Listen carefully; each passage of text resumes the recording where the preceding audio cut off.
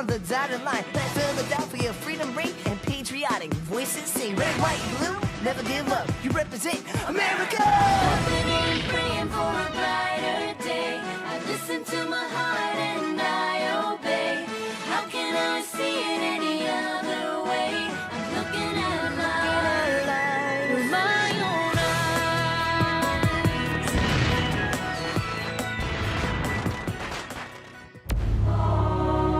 Here are some exciting scenes from today's episode of Liberty's Kids. The French still fear a war with Great Britain, and without France as an ally, the light on our success will dim even more. The rebels are deserting General Washington's army like rats from a sinking ship. Why should France risk war with Britain to help a struggling band of rebels? We need proof from General Washington that he can defeat the British.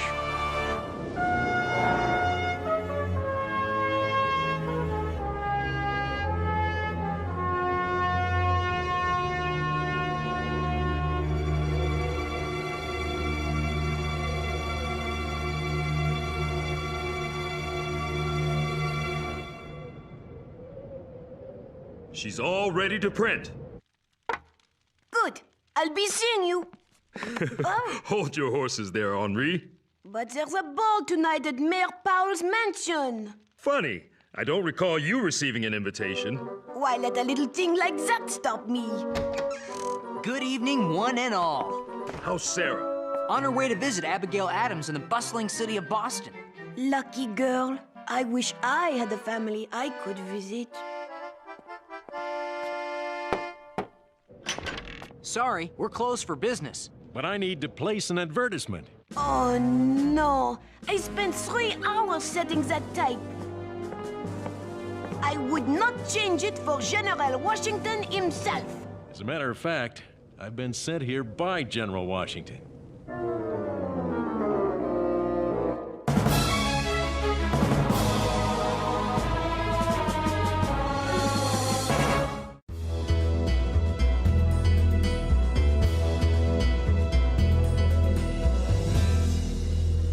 Here's the advertisement he gave me. Captain Alexander Hamilton of the New York Company of Artillery, by applying to the printer of this paper, may hear something to his advantage. 24 words. That will be £1 sterling, payable in advance. What my junior apprentice means to say is that we'd be honored to run this at no charge to the General. Thank you. I'm very much obliged. Our pleasure. Now this sounds like a mystery. Henri, we'll have to reset the type for the entire page. But what about the ball and all those beautiful ladies? They'll just have to dance without you.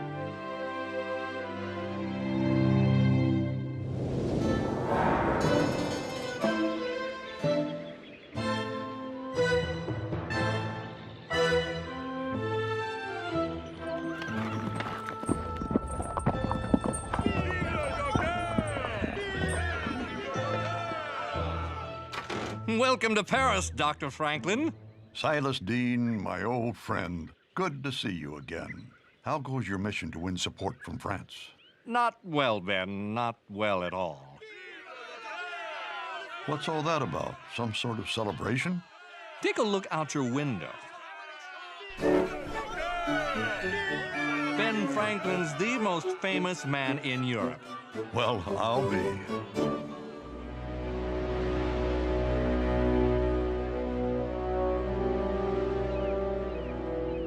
It is so good to be back in Boston to visit Mrs. Adams, but the city does seem so very changed.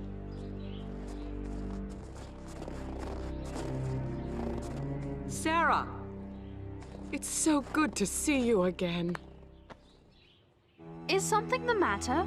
The smallpox has returned to Boston. I wanted to write you to tell you not to come, but there was no way to reach you in time. How are you and the children? All fine for now, but perhaps you should return to Philadelphia. I wouldn't think of it. Pox or no pox, I wish to stay with you. It's easy, really. You bow and take the lady's hand like this. Then you twirl her and... Excusez-moi. I'd like to speak to the proprietor of this newspaper. Then you'll have to go to Paris, France. This advertisement. What does it mean that I may hear something to my advantage? You're Captain Alexander Hamilton. That's right. That advertisement was placed by General Washington himself. Well, not personally by him, but on his behalf. The Continental Army's encamped in Morristown. That's where the general is. Then that's where I'll have to go. Would you like some company? I've been meaning to find out how the Continental Army's holding up for the winter. That is, if a gentleman such as you doesn't mind riding with someone like me. It would be a pleasure. I'm staying at the inn at the far end of the street. We'll leave first thing tomorrow. This is going to be a great story. I've got to get ready. Now, about those dance steps. Wouldn't you like to impress the ladies? The only thing being impressed around here is some wood. In your arms for the stove.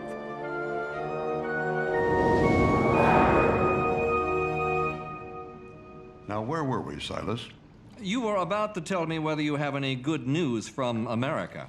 Sadly, I do not. Ben, I've worked tirelessly to convince the French government that ours is a cause worth helping. But it's been months since I've heard from Congress.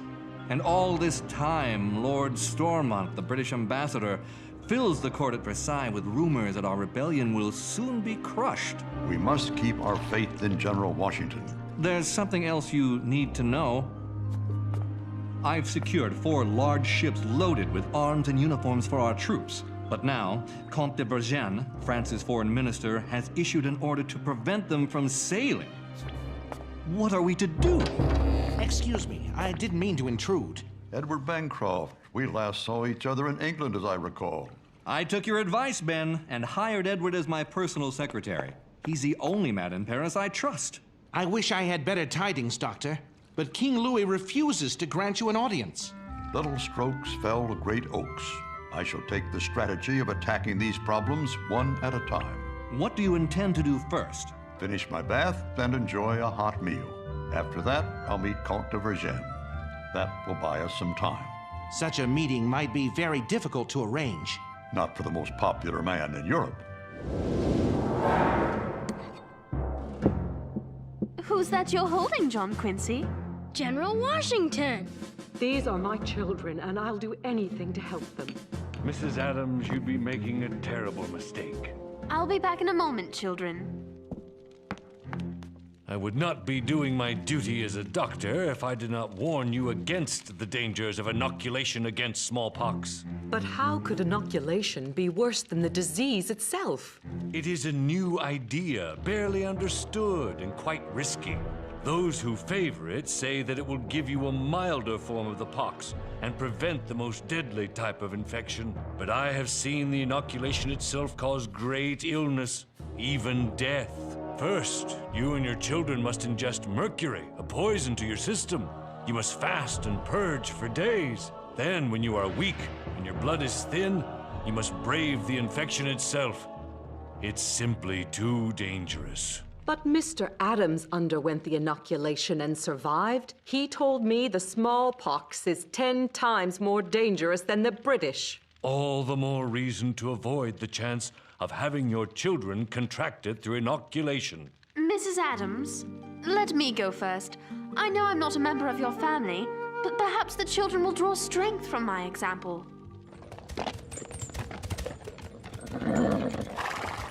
With good weather, we should reach Morristown by the end of the week. And then I will have to face General Washington and explain how my artillery company has been reduced to a mere handful of tired, hungry, sick men. It's a good thing General Washington seems to favor true gentlemen like you.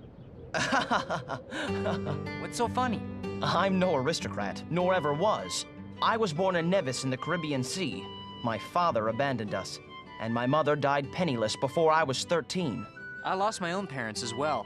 If it weren't for Ben Franklin's help, well, I don't know where I'd be. Mighty oaks from tiny acorns grow, eh, James?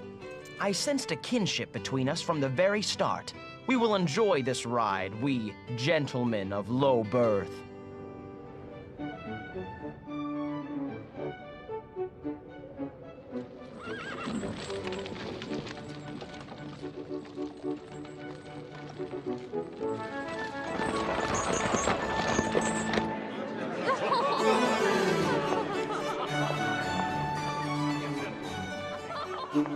General Howe has assured me personally that the rebellion will be over by spring.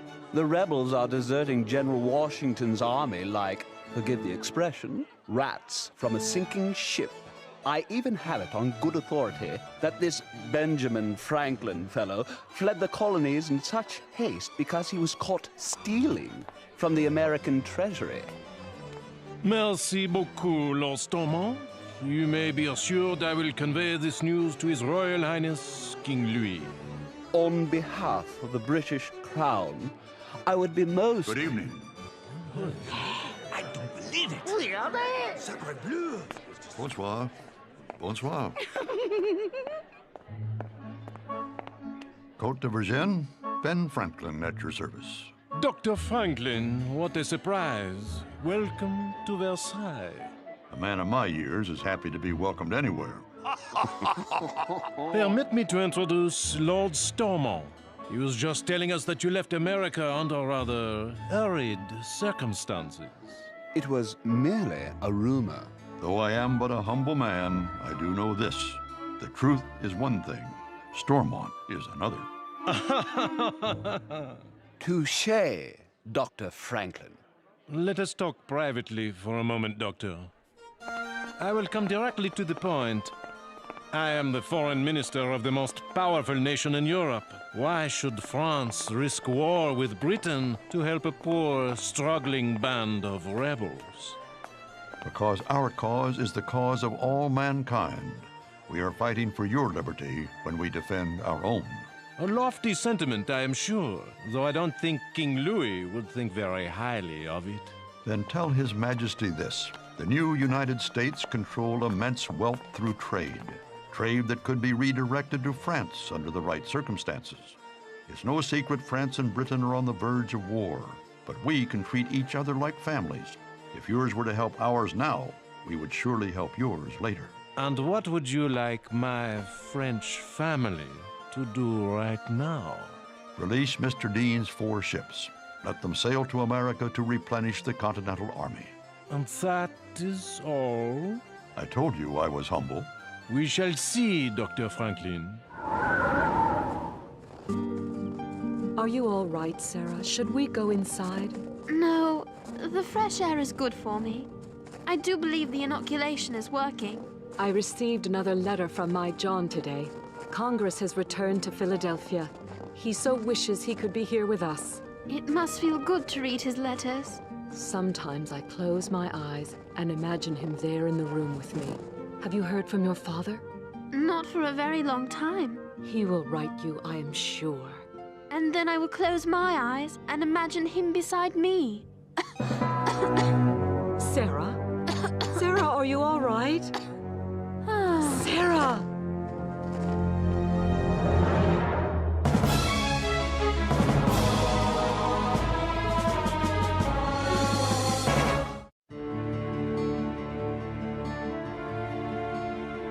Her pulse is beginning to race and her fever's rising. What about you and your children? Charles is quite ill, but nothing like Sarah.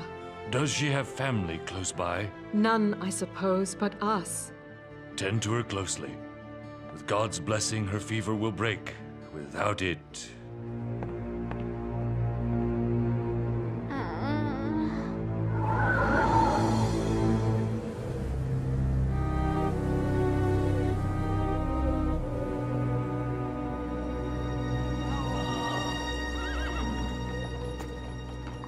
Conditions are bad all over. Little food, not enough shelter for the soldiers, let alone their families. And smallpox. I've seen the signs of it before. This isn't what I expected after our victories at Trenton and Princeton. The conditions of war care little for victory or defeat. I found out General Washington's staying at Arnold's Tavern by the town's green. I suppose the moment of truth has arrived.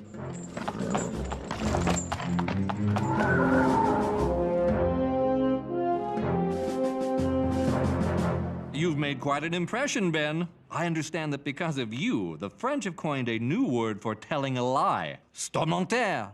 The poor fellow asked for it. And your likeness is being sold all over France. The rumor at Versailles is you've made King Louis jealous with your popularity. The last thing I want is to offend another king. Comte de Vergennes' secretary is here and requests an audience. By all means, show him in. That's enough for today, Jacques. Merci.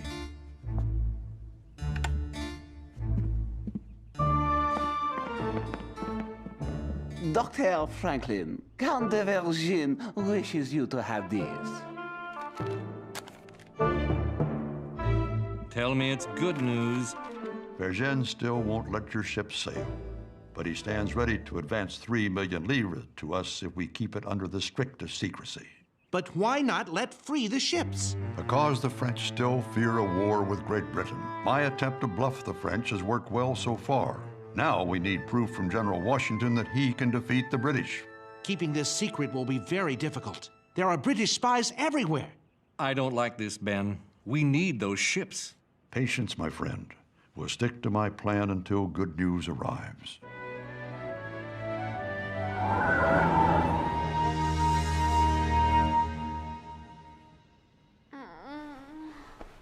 Father? Father!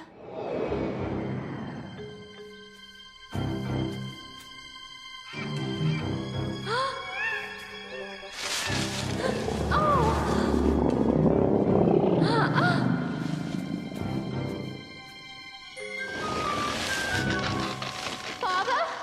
Please! Help me! Oh! Sarah. Father? Is it really you? Oh! It's all right, my dear, dear girl. I've missed you so much. I know. I've written you so many letters. I've gotten them all, and as I've read them, I've watched you grow into a strong young woman. Do you really mean that? I'm not worried about you now, Sarah. I love you, Father. There's a clearing up ahead. Look. Come with me. We'll go together.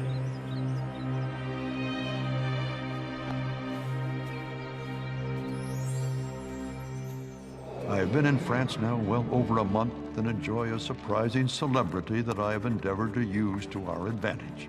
What I lack, however, is any word from Congress on the fate of our new United States. Is there any good news at all? Without it, I fear France will soon call my bluff. And without France as an ally, the light on our success will dim even more.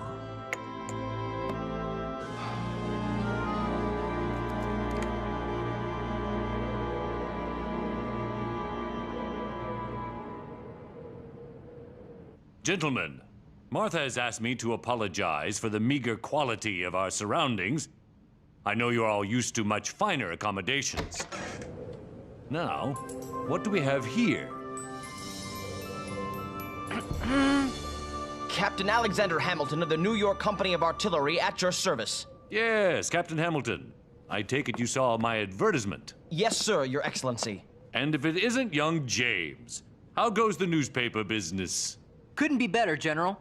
Now that you've shown General Howe a thing or two. Captain Hamilton, we must talk. If this is about the men in the artillery company, Your Excellency, I can explain. Captains and kings need never explain anything. That was fine work your men did at Princeton. Thank you, Your Excellency. Captain Hamilton, I placed that advertisement because I would like you to join the Continental Army and serve as one of my aides de camp. I don't know what to say. That is, I would prefer to fight on the field of battle, Your Excellency. I understand your desire, but your gifts are needed here, now. Have you a family, Captain? None to speak of, sir. Then you will find one here. Martha and I look upon each man at this table as our own kin. And I assure you, your colleagues will look upon you as a brother. Gentlemen, may I present the newest member of our family, Lieutenant Colonel Alexander Hamilton.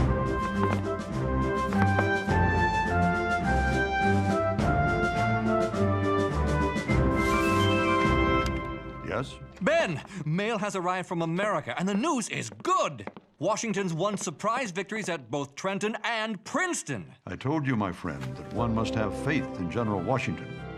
Dr. Franklin, Mr. Dean, Comte de Vergennes just had this delivered. Eugene congratulates his American family on news of their notable victories. He's lifted the order blocking your ships.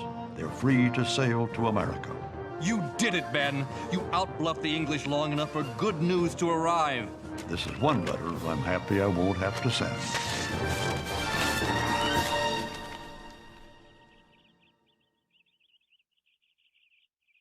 Mrs. Adams? The fever's broken. I was so afraid we were going to lose you. I was so far away. And then, I know this sounds odd, my father helped me back. Everything will be all right now.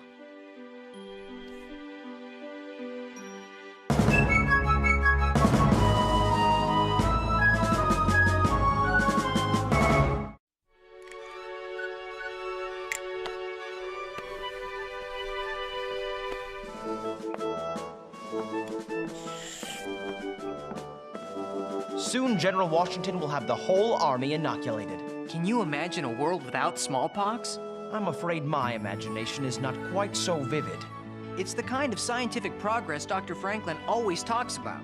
Perhaps you should take the inoculation yourself. Would General Washington let me? Spring will be here before we know it, and he's going to need every strong man he can find, even those who write for newspapers. Good luck to you, Lieutenant Colonel Hamilton. It's not official yet, but thank you anyway. Well, I had better find His Excellency. You can't imagine how many letters he has us write.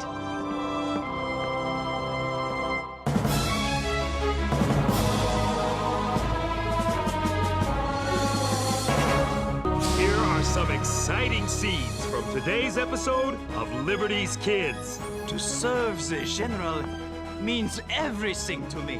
General Washington's little French pet, running around camp looking for something to do. You must prove yourself in the field before I can give you men to command. Courage, friends! To fight! To win! Freedom!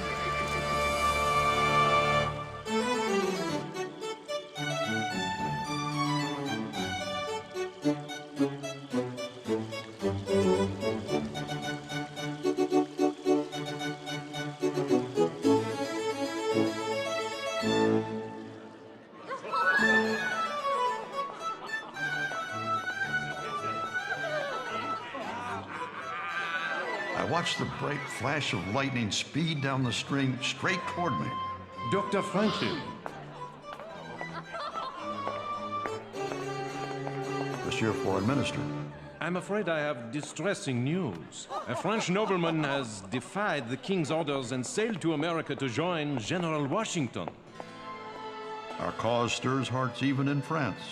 I am pleased. King Louis is not. Since France must remain neutral in this conflict, he requests a tiny favor.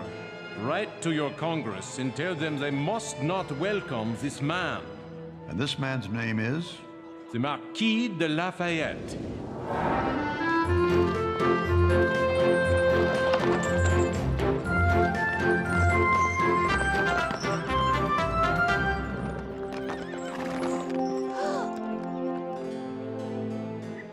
Little boy, where may we find the Continental Congress?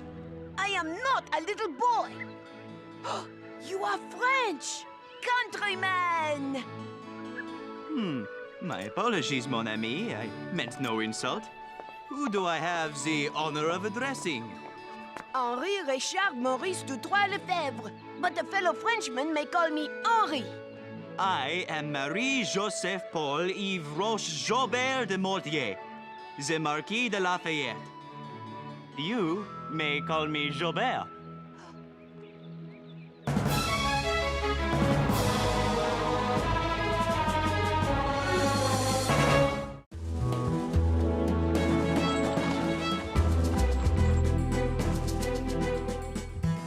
Hurry, you two. We must get the paper out in an hour. May we help you? Henri, you said you would take us to the Continental Congress. I said I could take you to the Continental Congress. Welcome to Benjamin Franklin's print shop. This is my friend Jobert, Marquis de Lafayette. We are here to join the great General Washington in the quest for glory and liberty. I'm Moses, and this is Sarah and James. My dear friend Johann Kalb, known to his German countrymen as the Baron de Kalb. A baron and a marquis? Yeah, we're so impressed. Ow! Forgive me, but we must to Congress immediately. To get our commissions. Yes, and we have much work to do.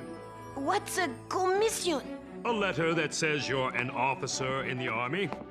Au revoir, my friends. Glory, liberty, and General Washington await. I just saw General Washington, and I don't think he's waiting for you. You know General Washington? Of course. Washington is famed all over Europe. To serve the General means everything to me. Marquis, please, stay a moment and tell us of your trip here. There is nothing to tell, and I must go. Nothing to tell? He dressed as a woman to sneak out of France. I was wearing a merchant's cloak. Joubert, do you have children? Yes, Henri, I do. 2 daughters. So you need a son to live with you in your mansion. I need a guide to bring me to Congress. Whoa!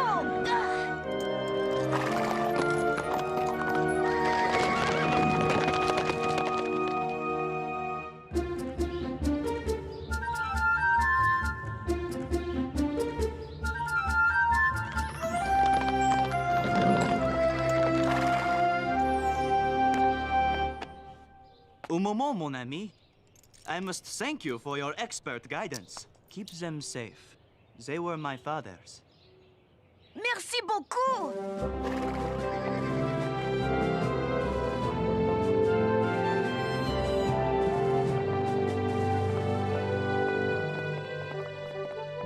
Our letter of introduction.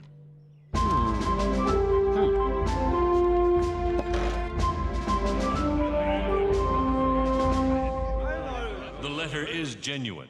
But, gentlemen, if we issued a commission to every man with a letter from Mr. Dean, I fear our army would have more officers than foot soldiers. Mr. Hancock, we have gone through much hardship to join General Washington in the glorious fight for liberté. I sympathize, Monsieur Marquis, but Congress must do what it thinks best in order to win that fight. It took us months to get here. Oui, months! Mr. Hancock, I would be honored if you would permit me to try to convince you of our dedication to the cause of liberté. Merci. In France, as everywhere else, noblemen are concerned only for themselves.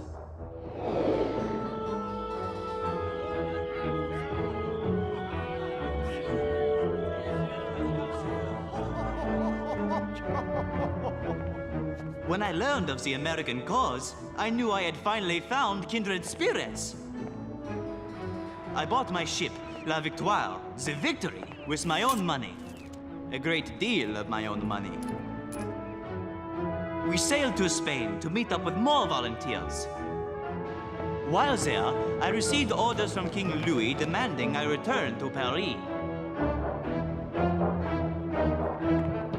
Why do you have such sympathy for these Americans? They suffer from taxation, without representation, and unfair governance. What's wrong with that? I was joking. It's because they're fighting our bitter enemies, the English. Very good, Marquis. But you cannot go. If the king approved your plan, Britain would declare war on us. And that cannot happen at this time. Understood? What I understood was that King Louis secretly approved of my plan, but the minister could not say so. I determined to sail for America and glory immediately. That night, properly disguised, Dressed as a woman! I was wearing a merchant's cloak. Whatever you say, my friend. Thank you. I sneaked back to La Victoire, and we set sail for America. Whoa! But our navigator's calculations were incorrect, and we landed miles from our target. Still, delighted to finally reach these blessed shores, I prepared for a warm welcome.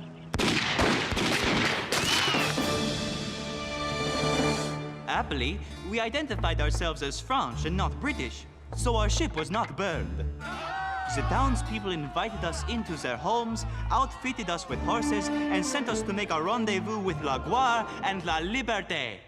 And 6 weeks later, we are here in Congress, humbly offering our services to yourself, General Washington, and your countrymen. Most entertaining, sir. We thank you deeply for your interest and hope your journey back to France will be safe and speedy.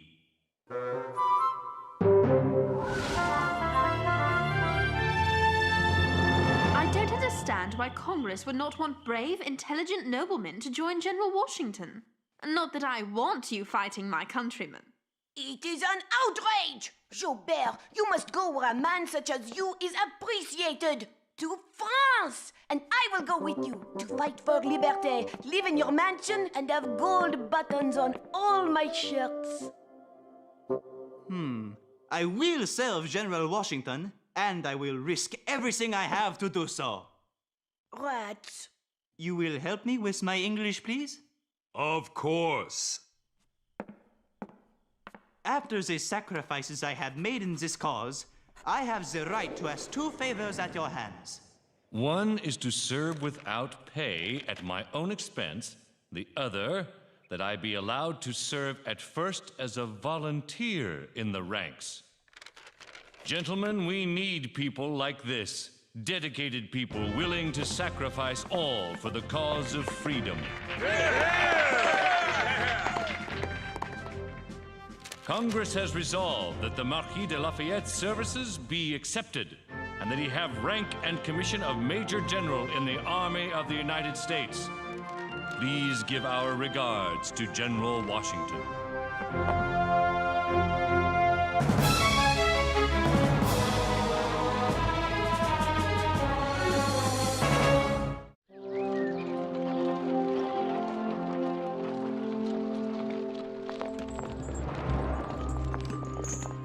You're very quiet today, Sarah. Lafayette is a nobleman of great wealth. He has so much to lose, and he's willing to sacrifice all of it for his beliefs. I wonder if I could do the same.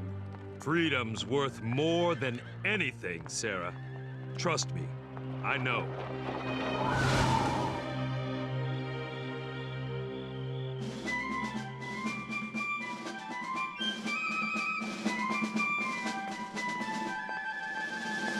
What's wrong, Jobert? It is not every day one meets one's hero. Don't worry, and I can point him out for you. Thank you, Henri. But I will recognize him at once by the majesty of his face and figure. Marquis, relax. He treats his people like family. He's a fine and generous man.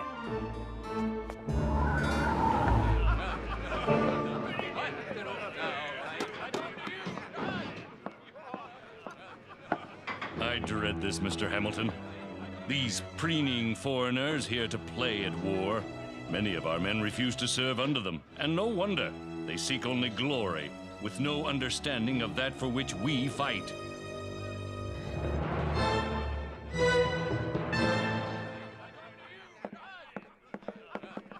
General, it is the greatest pleasure of my life to meet you.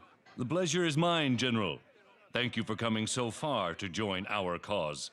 My aide-de-camp, Alexander Hamilton. The Marquis de Lafayette. Ben Franklin's boys, it's good to see you again. Thank you, General. I must apologize, sir. I am afraid you will find our troops greatly inferior to those of your own country. General, please. I am here to learn, not to preach. And in many ways, I feel like this is my country. The happiness of all humanity is deeply bound up with the happiness of Americans. I bring to you my sincerity and my goodwill, no ambition or selfish interest. It is my deepest hope that this new land will become a cherished and safe asylum of virtue, of tolerance, of equality, and of peaceful liberty. And finally, I sneaked out wearing a wig and a dress.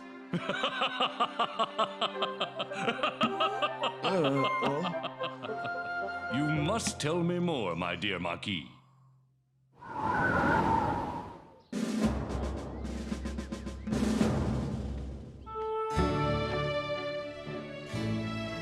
I am ready. Patience, Jobert. As dear as I hold you, you must prove yourself in the field before I can give you men to command. Forgive me, General, but then how may I serve our cause? My friend, I am certain opportunities will present themselves. Food gets worse by the day, but that's tougher to stomach. General Washington's little French pet. Running around camp looking for something to do.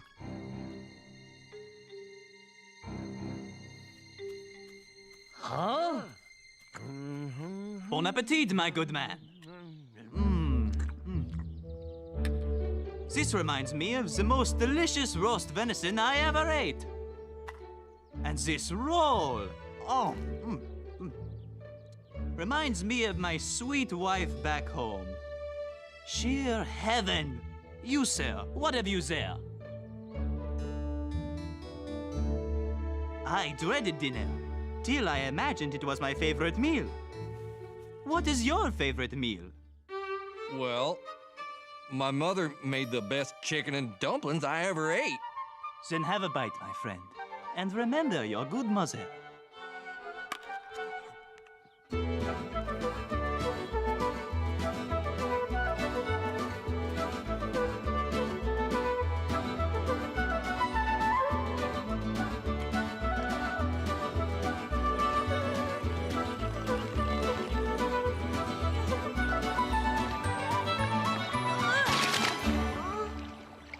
Get away from that water. It's dangerous. I can't wait to see Gilbert.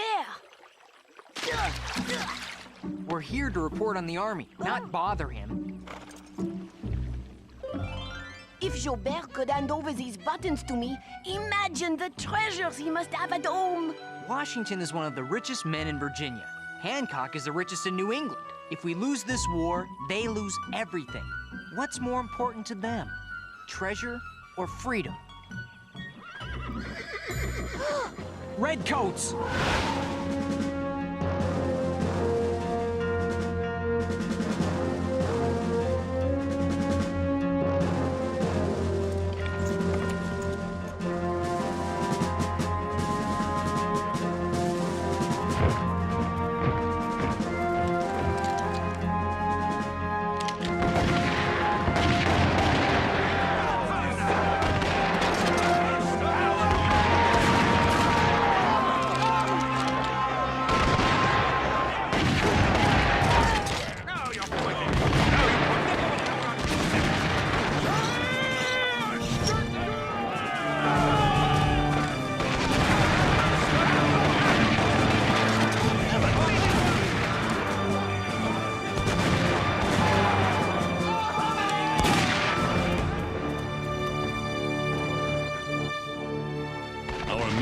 Fighting doggedly to the north, but we shall have to retreat to keep our army intact.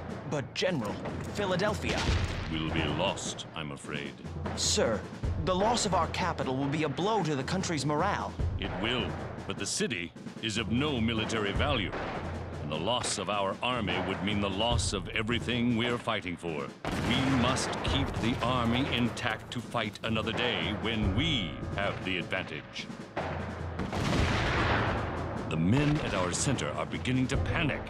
If we don't retreat in an orderly fashion, we will be destroyed.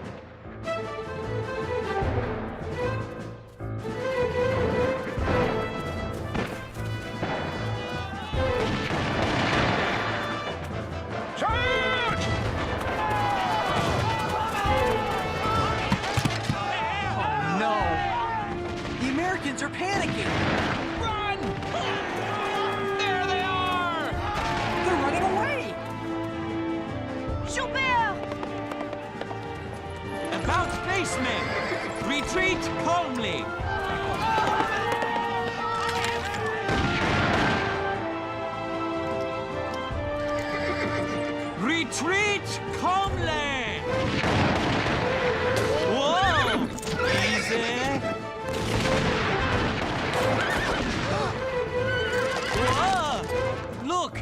The redcoats can't hit the broadside of a bomb!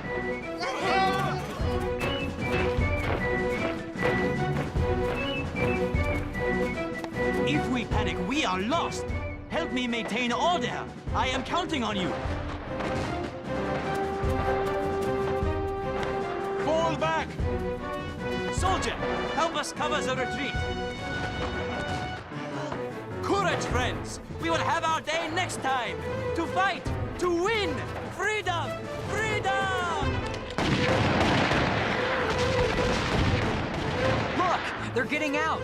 The army's saved! Joubert! Can you see Joubert? I can't see him! Oh, Joubert, please be all right.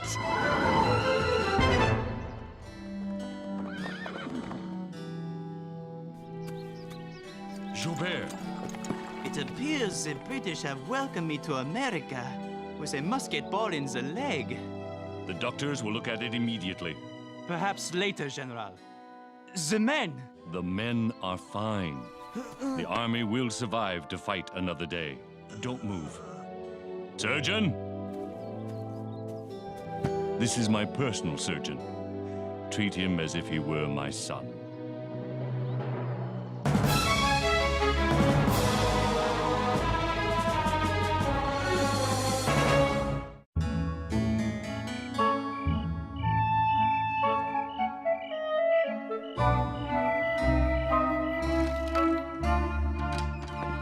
Lafayette has joined the Continental Army. Congress never got the letter King Louis asked you to write. That's because he asked me to write the letter, not send it. I believe Monsieur Lafayette will become a popular sensation here in France, and thereby help the king see the wisdom of signing a treaty with our new nation.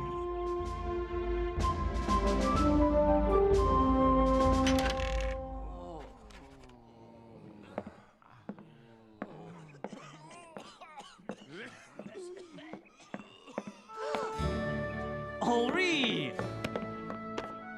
Are they taking good care of you? Oui. I must thank Ben Franklin for founding this hospital. Henri? Where are my father's buttons? I sold them and gave the money to the hospital. Are you angry with me, Joubert? I'm as proud of you as if you were my son. I think maybe now we can both call ourselves Americans.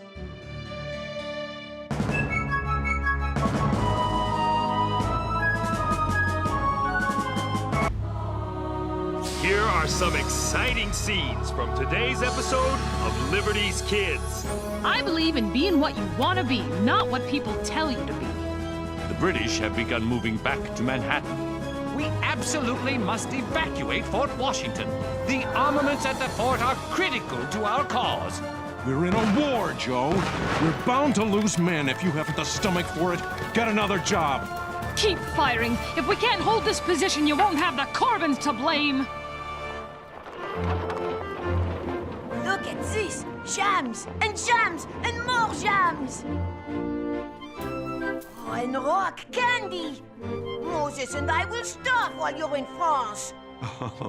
Those sweets are to ease the discomfort of a long voyage.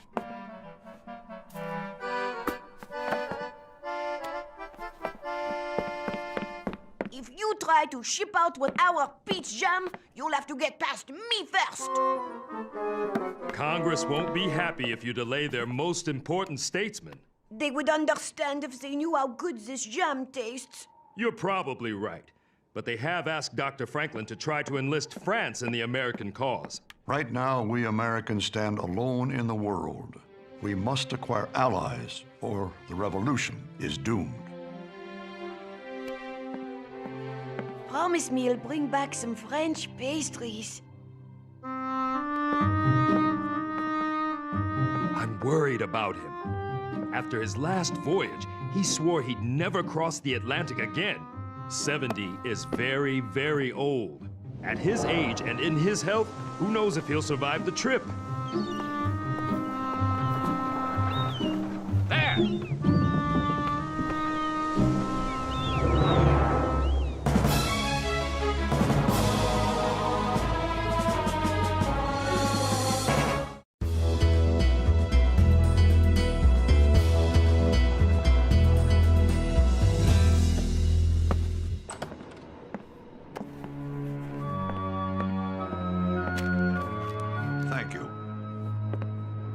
Who's it from? Sarah and James, would you like to read it, Henri? I couldn't possibly read through the tears in my eyes. Tears from seeing all this food for the last time. I hope it's good news. If I'm to convince France to help us, we have to show that we can gain a victory against the British on our own. What's wrong? Washington is retreating from Manhattan. Dear Mother, please forgive the irritable nature of my letter, but I'm tired and thirsty. Oh. And the men in these colonies suffer from a decided lack of gallantry. In addition, since I'm not a man, General Washington told me I couldn't stay at the front lines. He sent me to a place called Fort Triumph. Here! It can't be much of a fort, as I'm about to join a group of camp followers, women and children who live here with their soldiers. I'd certainly rather be viewing the action with the General and James than be here watching people wash clothes. Thank you, sir. Nice little stroll, huh? Huh? I'm Margaret Corbin. My friends call me Molly. Who are you? Thank you. I'm Sarah Phillips. It's good. Of course it is. The dirt from the river adds flavor. Oh.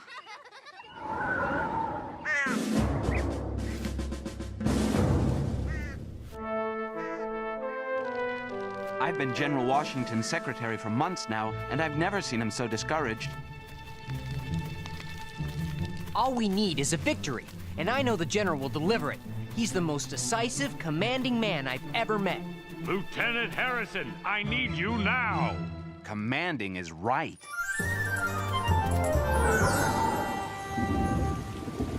English is not even my language. This year talk funny, and I can't learn to read. Who says this? Other boys. Let me tell you something, Henri. It's a credo I live by. Be what you want to be, not what people tell you you can be. Well, then stop telling me I can be a reader. What I want to be is left alone. You owe it to yourself to hone your reading, writing, and arithmetic. I'm doing just fine without it. Yes, you've done well so far. You've learned a trade and a second language, and I'd like to help you keep learning. Why? For one thing, if you could improve your skills at estimation, we might not be short logs for the fire, and we wouldn't both be freezing our toes off. At least we're not outside. Do you think Sarah and James are all right out in the wilderness?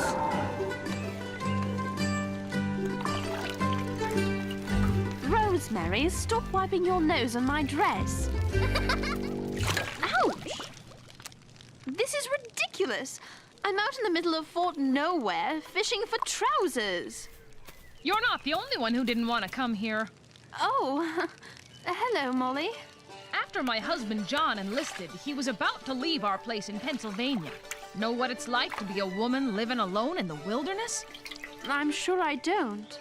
In that wild country, I wouldn't even have been able to feed myself. Hey, Maud. What's for supper? Some kind of shirt soup? Better than raw squirrel or whatever it is you got stuck in your beard. Ah, you leg puller. Raw squirrel. It's probably raccoon. It's amazing the way you keep your optimism in a place like this. Dearie, when I was 5, my daddy was killed and my mama kidnapped. I never saw her again. If that didn't ruin my life, I'm sure not gonna let this do it.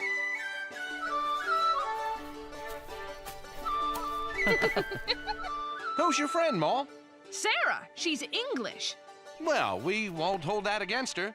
This is John. He's a matras. Cleans and loads the cannons. I'm mighty proud of him. One reason I don't mind working so hard. We can't have the man loading the cannon wear dirty drawers, can we? What kind of cannons are they? Pennsylvania 6-pounders, right up there on the brow of that hill. We protect the northern approach to Fort Washington. Those beauties will make things plenty tough on the lobsterbacks. I beg your pardon for the slight, Sarah. Never mind. I quite understand. Ignore him. John just doesn't like red. Sure am lucky he married me. Don't let her fool you, Sarah. I'm lucky she married me. It's not like I had lots of choices. It was either him or Squirrel Beard over there. It's Raccoon!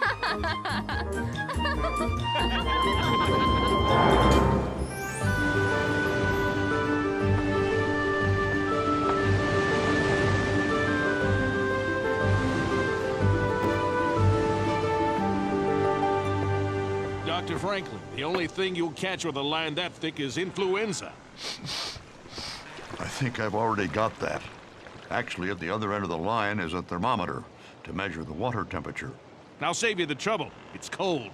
I study the ocean currents and temperatures every time I cross the Atlantic. It was these studies that helped me chart the Gulf Stream 7 years ago. Just don't let your studies interfere with your health. It's my job to get you to France alive. How are you feeling?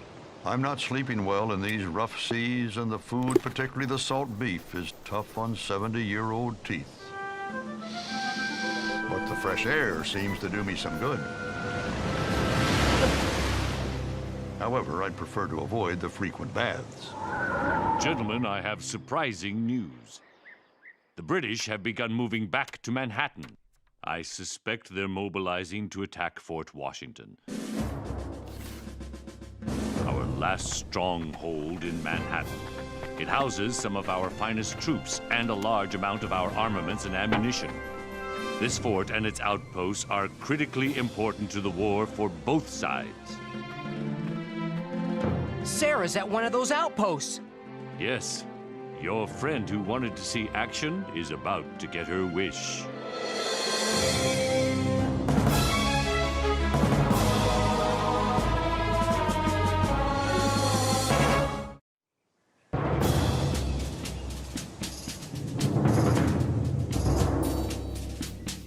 Swab cannon!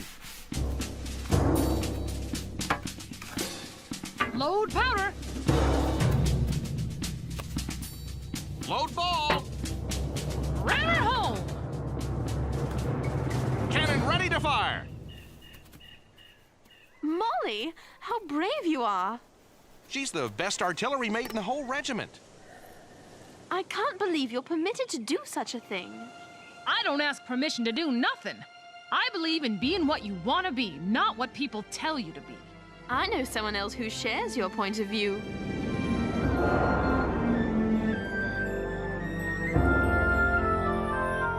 Je ne connais pas les mots. I can't read the recipe. I'm starved to death. Who is there? Henri? Moses, is that you?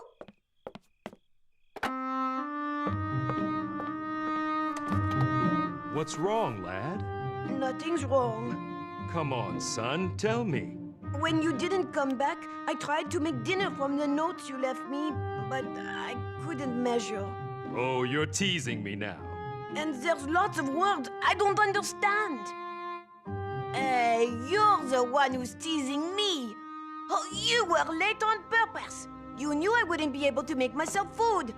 I could have starved. Somehow, I think you wouldn't have starved. But reading and measuring are important things to know. Have you changed your mind about learning them? Yes. Even if other fellows don't think I can. But not right away. Why not? Because I'm too hungry. First, a late supper. Then, a late lesson.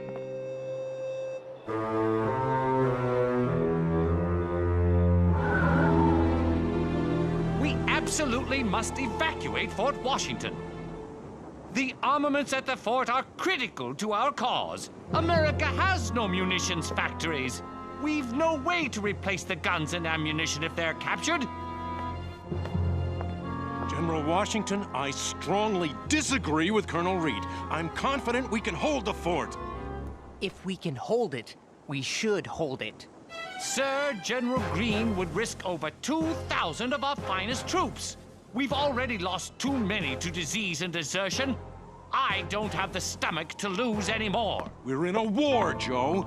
We're bound to lose men. If you haven't the stomach for it, get another job. I stand by my recommendation to hold the fort. General Green's right. We must fight. Excuse me. Sirs. Sir, this hesitation to evacuate is nothing short of reckless. Forgive me, but you must make up your mind.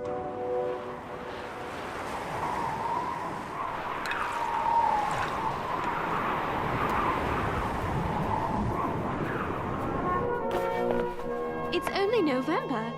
How much colder does it get here? Much.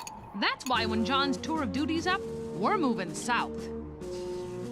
Then we'll start a family. Oh. How many children do you want? I don't know. 8, 10. Oh, my. John's a good man. He'll make a fine father.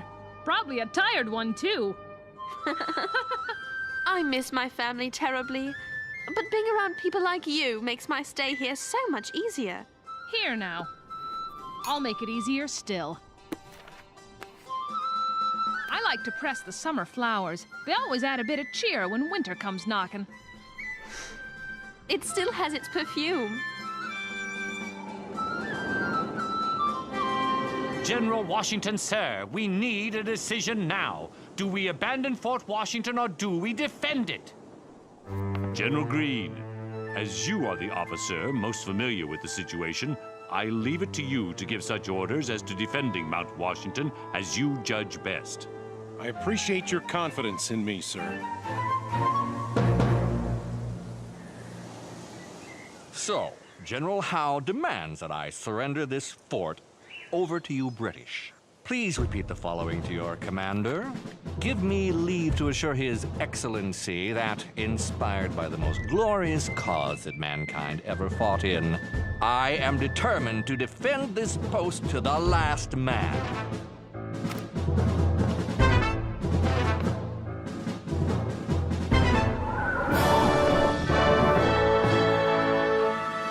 I would expect nothing else from a soldier of Colonel Magaw's reputation. That will be all.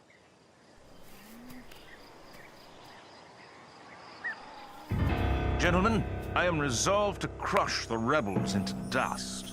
Even a single victory could give their so-called revolution momentum on the battlefield as well as support from foreign shores. Especially France. Look at all the redcoats. They're preparing for an attack. And we won't have long to wait either. See there? Hessian troops to the north.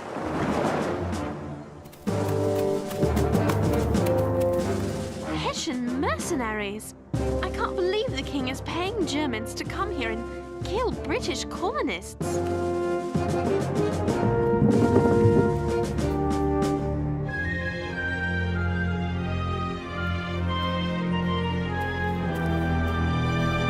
General Washington's not going to evacuate the fort after all, is he? He's worried that it may not be as strong as we think. He wants to inspect it in person. Why does he keep changing his mind? The British have begun their attack! Like it or not, we have lost our opportunity to evacuate the fort.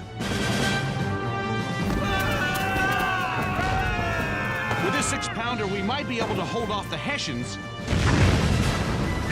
But not the King's Navy.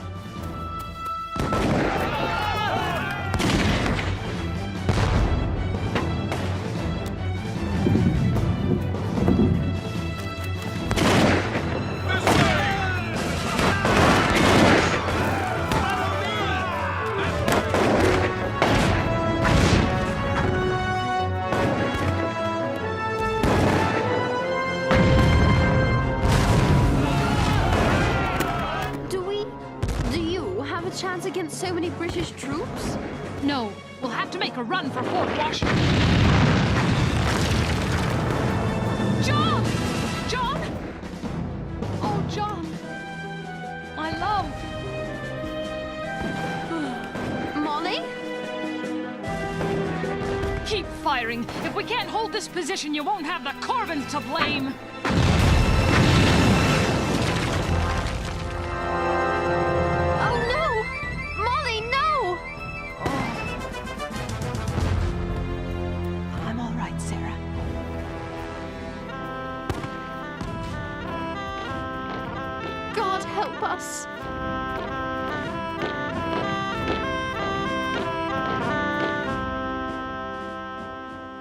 Fort Tryon has fallen.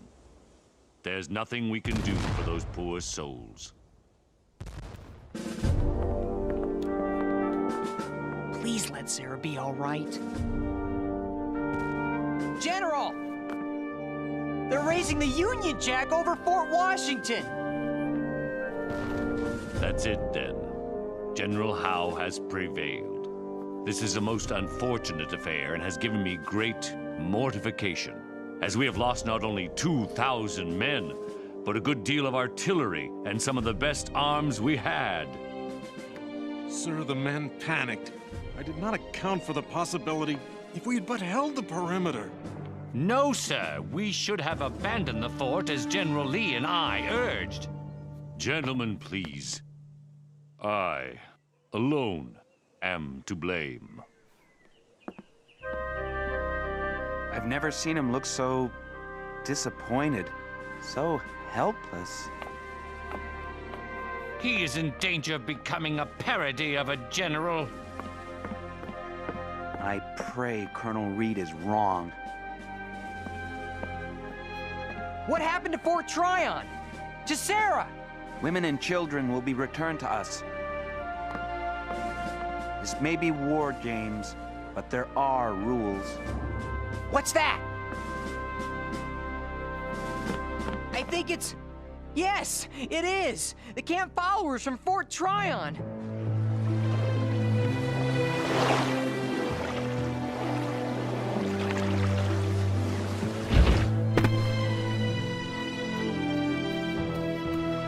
Sarah! Excuse me? Sarah? Sarah? Oh, I'm sorry. Sarah!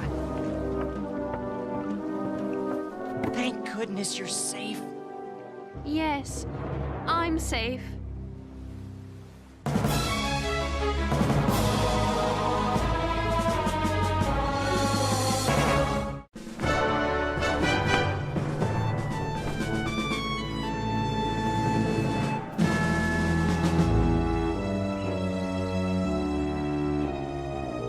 How can we continue the fight after this? It's hopeless. Nothing's hopeless. Not when people like Molly fight on when all seems lost. If all the colonists display her spirit, America will be very difficult to defeat. Will your friend be all right? Yes, you can't keep the Corbins down. I learned an important lesson today, Mr. Harrison. As much as I respect my generals and consider them my family, never again will I make a decision that goes against my own instincts.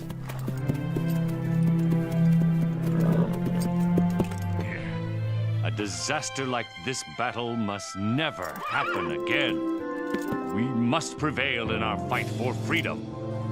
We will prevail in our fight for freedom. Maybe with the spirit of George Washington. And Captain Molly, and Ben Franklin, and so many others. All isn't lost after all.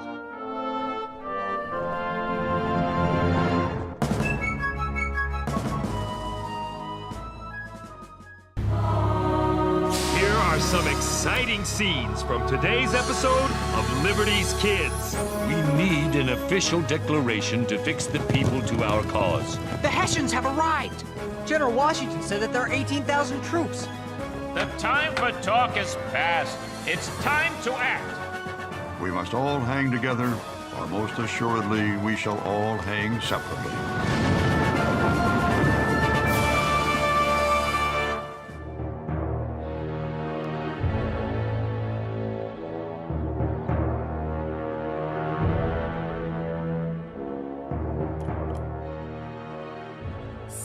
June 1776.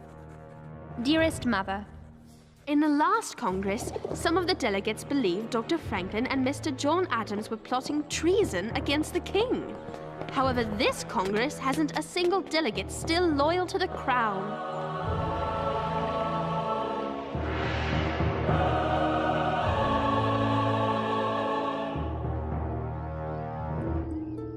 James and Henri have journeyed to New York, where James hopes to interview General Washington for the Gazette. Provisions are every bit as low as morale, to answer your question bluntly. Provisions, morale, low. Ugh, not so hard. Oh, sorry. You're with the Pennsylvania Gazette, aren't you? We've met before in Philadelphia and Boston. Perhaps you can answer a question for me. What in the world is going on at the State House? From what I understand, long, drawn-out arguments. We need an official declaration to fix the people to our cause. The publication of Common Sense changed many men's minds in our favor, but it's time for Congress to act, to exploit public opinion. We need a complete united front. See for yourself. Here.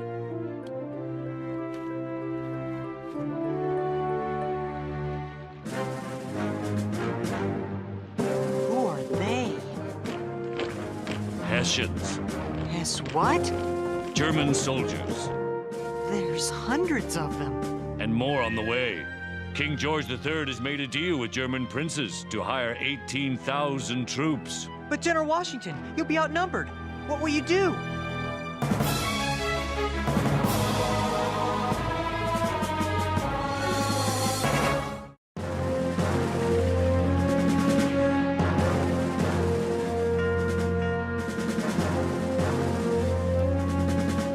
There is very little we can do against the British and the Hessians, not without help from Congress. But what can Congress do? They can issue a proclamation of independence. Then the French government may be persuaded to send troops to help us face this onslaught. We've got to get back home to tell Dr. Franklin about this. Excuse me, but we need our horse right away. What's your hurry? We have to tell Dr. Franklin about the Hessians. You mean Ben Franklin? We have to tell Dr. Franklin so that Congress can get the French to help us. Henri? Well, in that case, I'll get right on it. Hey, let me go! Watch out, Henri, they're Tories! Get the boy. They want to warn Franklin about the new troops.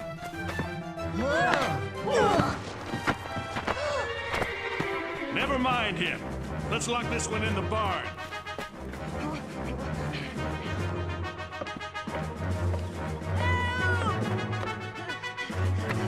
What is it, lad? James! He's been taken prisoner by the blacksmith and some men.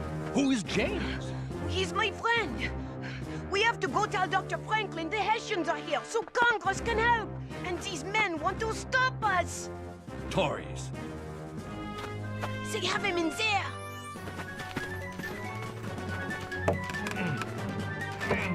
Let's force it open. What are you doing? That's my stable. We're looking for a boy. Nothing in there but horses. What did you do to him? What is this little fellow yammering on about? You can't do that! He just did. That's private property. And that's a human being. James! And you're a Tory kidnapper. You can't do anything to me. I don't know what I can ever do to repay you. I do. Get your horse and ride like the wind to tell Dr. Franklin the news. We need some help from Congress.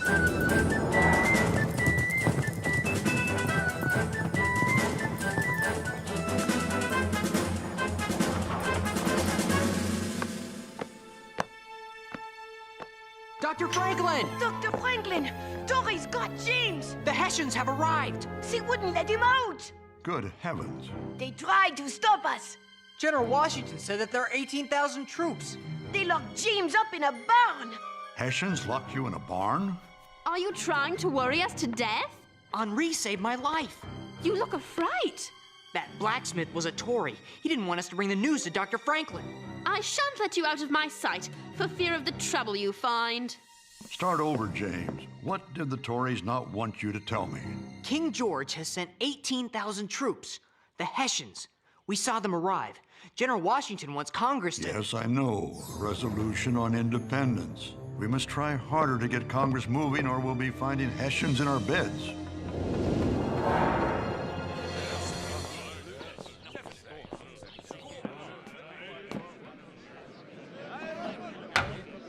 chair recognizes Richard Henry Lee of Virginia. Mr. President, I would offer 3 resolutions. That the colonies are in fact free and independent states absolved of all allegiance to Great Britain, that the independent states seek to form foreign alliances, and that the independent states establish a plan of confederation. I second all 3 resolves.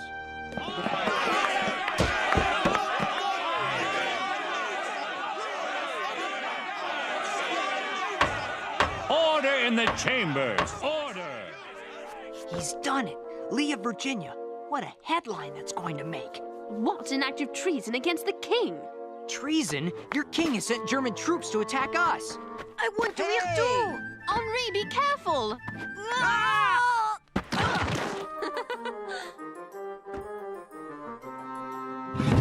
Oh, no!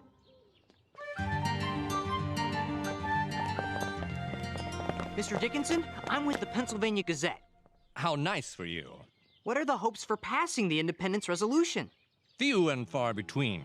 Independence is dangerous and impossible. Could you explain that answer, sir? Dangerous because without the protection of the crown, the frontier will fall to the Indians. And a European power more ruthless than England will gain ownership of the colonies. Impossible because only New England and the South want independence. The middle colonies, New York, New Jersey, Maryland, Delaware, and Pennsylvania will never vote for it.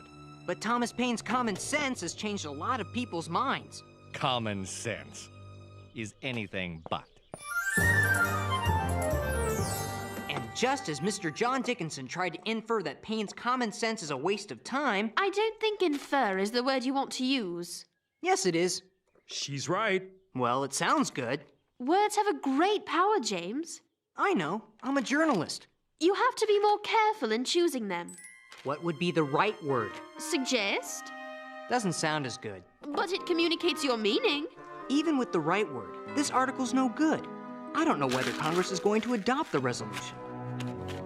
Dr. Franklin is having a secret meeting upstairs about just that subject.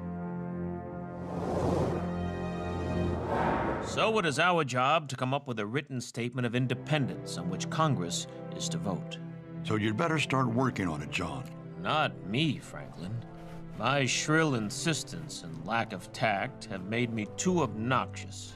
If the others know it's my hand on the pen, they'll tear it to shreds. Whom do you propose to write it? You, Dr. Franklin. You are the most famous writer on the continent. I pass. I write for the amusement of my readers and myself. I will not write something only to have a Congress rewrite it. What about Roger Sherman or Robert Livingston? They're on the committee as well. They can barely write their names. Jefferson, you have a fine mind and a gift for language. Me? You. It will be an honor to turn what talents I have to this cause. I only hope I prove worthy.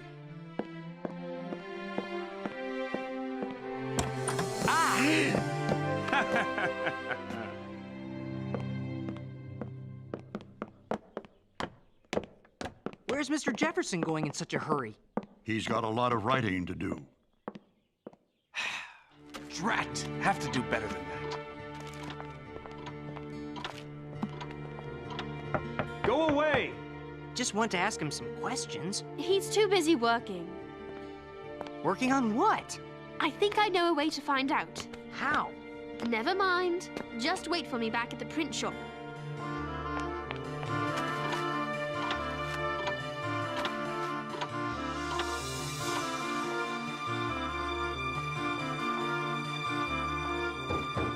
Go away! Chambermaid? Oh, all right. Let yourself in.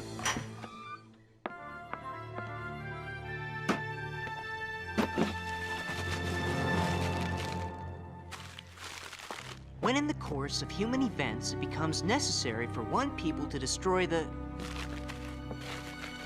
When in the course of human events it becomes imperative to cut asunder the... When in the course of human events it becomes desirable for one people to dissolve the political bands which have connected them with another... It's sedition. He's writing an explanation for... breaking off all ties to the crown. Finally, a declaration of independence. But why does he keep starting over?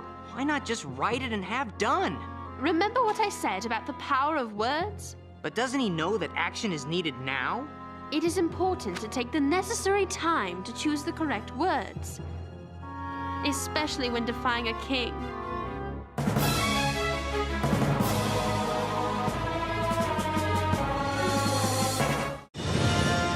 And do all other acts and things which independent states may of right do.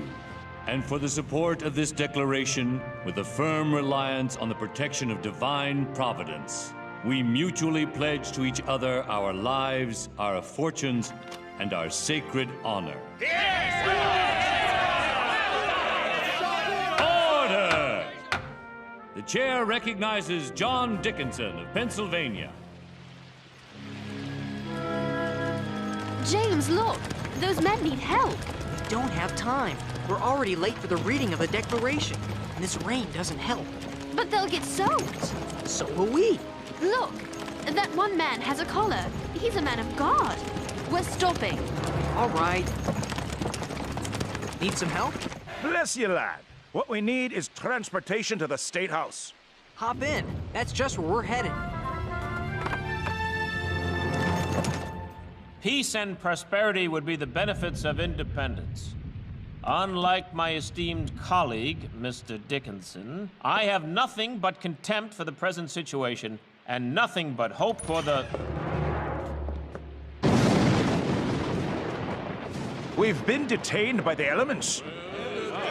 Order! Please explain this interruption. I'm the Reverend John Witherspoon, and we are the newly elected New Jersey delegation. We've been instructed by the New Jersey Provincial Convention to support the resolution for independence. Order! This is a most welcome interruption. Are we late for the vote? Thank heavens, no. Thank the heavens indeed. But thank these young people. Without their help, we might have missed it. I can't thank you enough. We are happy to have been of service. Can we stay and watch? Please, take the seats behind mine. But you must not tell anyone what is said here. All in favor? All opposed? That was only a straw vote to see where we stand. Well, only Delaware and Pennsylvania stand against the independence resolution. But in order to adopt it, the vote must be unanimous. The actual vote will take place tomorrow morning. Until then, we are dismissed. Rat! If only Caesar Rodney of Delaware were here. He'd vote with us and bring Delaware to our side. Caesar Rodney is bedridden. Wait a minute. James, could you and Moses race to Delaware to visit a sick friend?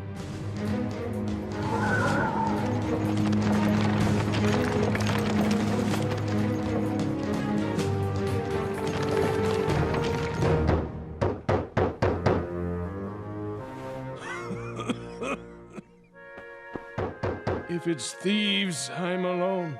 You'll only have me to rob. We're not robbers. Then you've come to escort me to the next world. No, just Philadelphia. That's a far cry from heaven. Dr. Franklin sent us. With news of the independence resolution? The vote is tomorrow, and your vote is very important.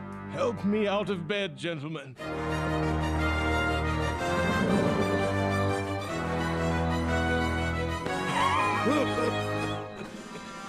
Wouldn't it be better if you rode in the carriage with us? Speed is everything.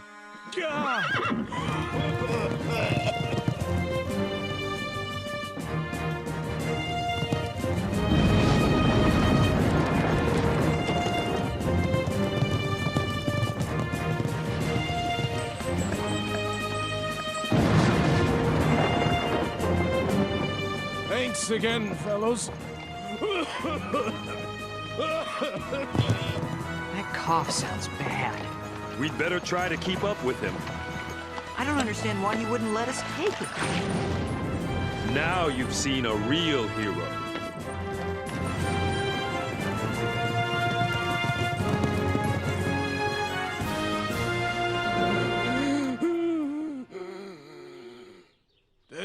Rodney.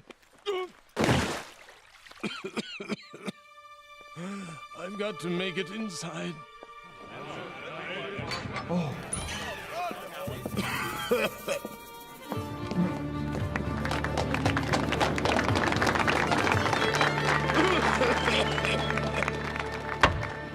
As I believe the voice of my constituents and of all sensible and honest men is in favor of independence, my own judgment concurs with them. I vote for independence. It's unanimous. The resolution on independence passes.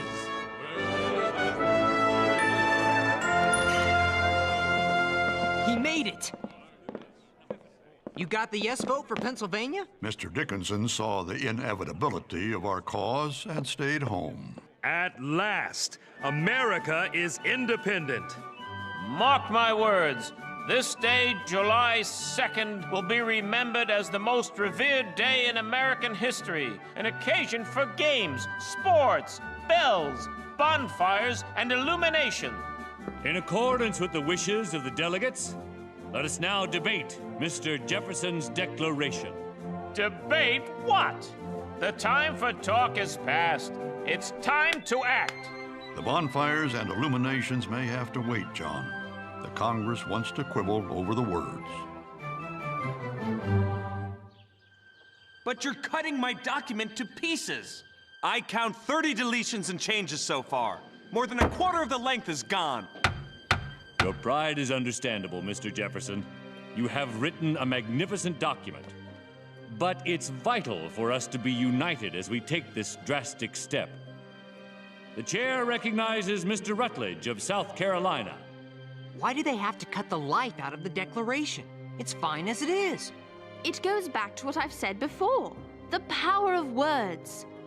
They are choosing a set of words for which men will surely fight and die. Great care must be taken. There. A signature big enough for King George to see it all the way from London. Dr. Franklin? We must all hang together, or most assuredly we shall all hang separately.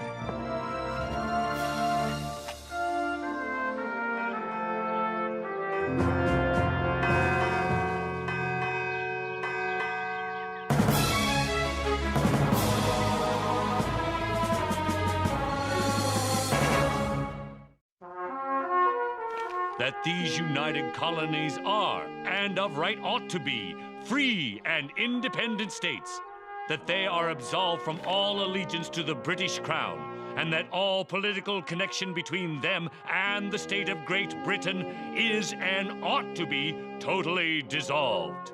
And that as free and independent states, they have full power to levy war, conclude peace, contract alliances, establish commerce, and do all other acts and things which independent states may of right do. And for the support of this declaration, with a firm reliance on the protection of divine providence, we mutually pledge to each other our lives, our fortunes, and our sacred honor. And there you have it, men, our Declaration of Independence, July 4th, 1776. Independence! Freedom!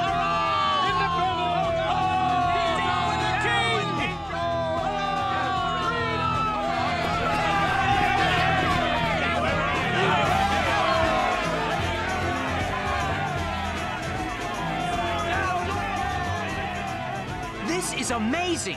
That one document can have this effect on tired, dispirited soldiers. This is madness! Where will it end? In independence? If the purpose of the Declaration is to gain popular support for the cause of independence, it looks like it's working. This will make it easier for the United States of America to appeal to the French for military support.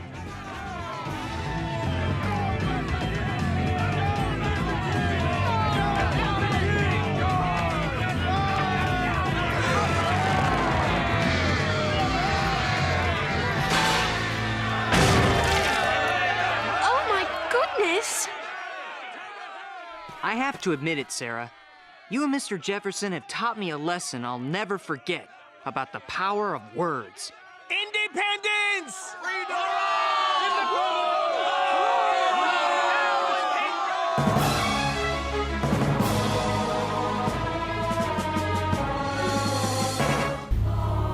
Here are some exciting scenes from today's episode of Liberty's Kids. The British are preparing for a large-scale foray into the South. My plan is to hit him when and where he's not expecting us, then run like the wind before he can catch us. He'll have to take new supplies from the local population. They will despise him for that. Then the people in the South will move over to our cause, and Cornwallis will withdraw. I hope. If we don't stop Cornwallis there, he will drive north and crush Virginia.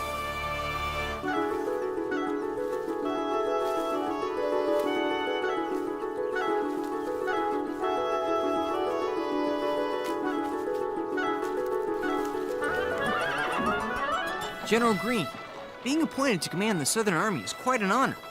Honor is an interesting word for it, James. The Southern Army is exhausted, and the British have a great deal of support in the South. We must rally the population here to our side, or we could lose the war. My greatest hope is that the governor of Virginia will provide me with much-needed men and supplies. My greatest hope is that he'll provide us with some much-needed southern desserts. And I'm looking forward to writing a story about the man who wrote the words, "All men are created equal."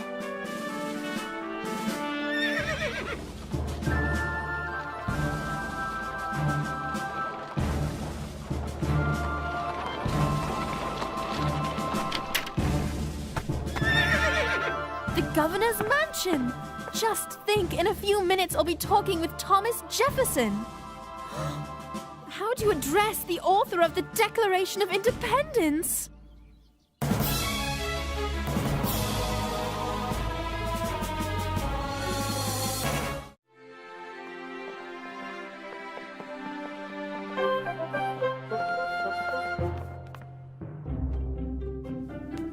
Your Excellency. No, too formal. Mr. Jefferson. No, too familiar. I hope we get to see him soon. I can't take much more of this. She looks kind of like a chicken trying to dance in sticky mud. Sir, great to see you again. Ah, that's better. The governor will see you now. Sir, great to see you again. Sir, great to see you again. Sir, great to see you again. We met before, in Philadelphia, you remember? Oh, maybe you don't. I was disguised as a chambermaid and I stole some of your trash. Well, I didn't really steal it. After all, it was trash and I was just doing some investigative reporting. And I was investigating you. No, that's not right. I was just trying to find out what goes on in that brilliant mind of yours. Anyway, hello.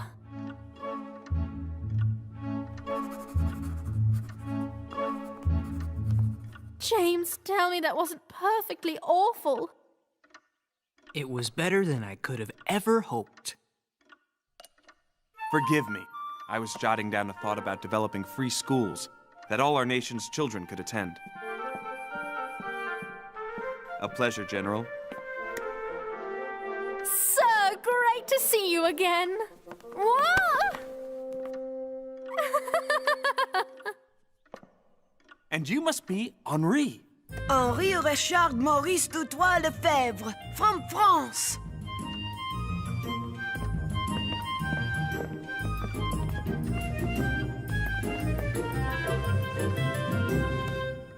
Yum! So, how may I be of help to you, General? Governor Jefferson, the British are preparing for a large-scale foray into the South. I'm not surprised. Most Southerners are country folk whose main concern is earning their daily bread. They don't care which side they're on in the war. Quite so. Here's the situation we face. This half of the desk is the Carolinas, this half Virginia. You're here. The traitor Benedict Arnold is off the coast. And Cornwallis holds strong British positions at Georgetown, Camden, Winnsboro, and 96.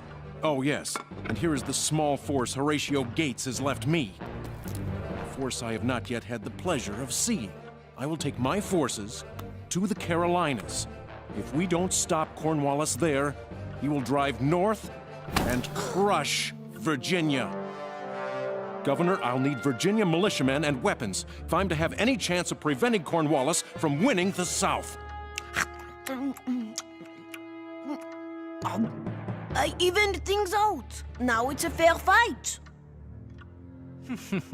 Yours is a difficult position, General.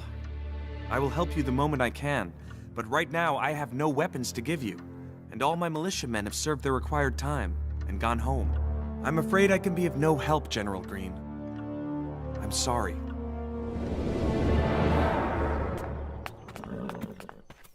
Soldiers can be asked to serve additional time, but cannot be forced to do so.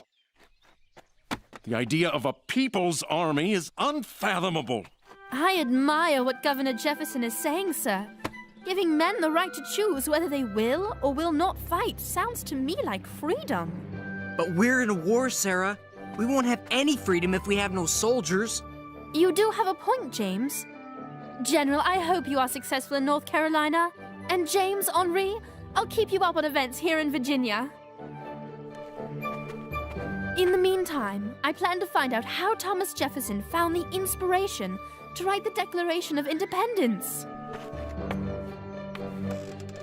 I hope you don't end up as disappointed in Governor Jefferson as I am. Be well, Sarah. Be safe.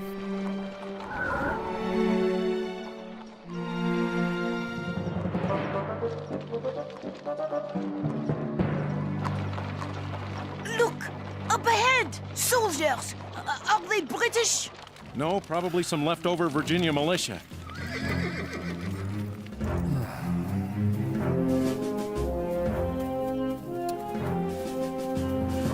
I am General Nathaniel Greene. Who's your commanding officer? General Horatio Gates, sir. At least he used to be. This is the Continental Army? With these soldiers, and without Jefferson's militia, we're no match for the British. You're full of good questions, Sarah. Yes, I think we should educate everyone. Men, women, even slaves. And how exactly would you do it? Ah, there's the problem.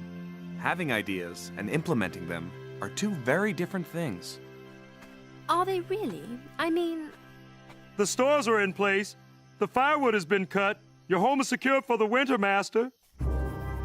Thank you, Great George. I'll need Tuckahoe secured as well. And let me give you some letters for my wife and daughter. Excuse me, Sarah. We'll talk more later. Being governor takes a great deal of time from my family. Fortunately, I have help in remaining in contact with them. Help? You own other human beings and you refer to them as help? You own slaves! You, the man who wrote the Declaration of Independence, is what I wanted to say, but I didn't have the nerve. And by the way, Governor Jefferson is still unable to raise any militiamen to send to General Greene. As always, Sarah. Have you noticed that every week it gets harder to tell what's in the soup? We've got the usual bear fat, but this batch looks to have beaver tail and muskrat. That can't be beaver tail. It's got a tooth in it. A tooth? I'm not eating this. That's a first, but don't complain to the cook. Poor guy has to make meals out of anything he can catch.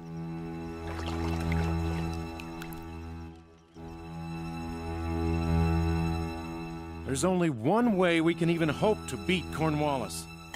Beat Cornwallis? Half the men aren't well enough to walk. Shh, come on.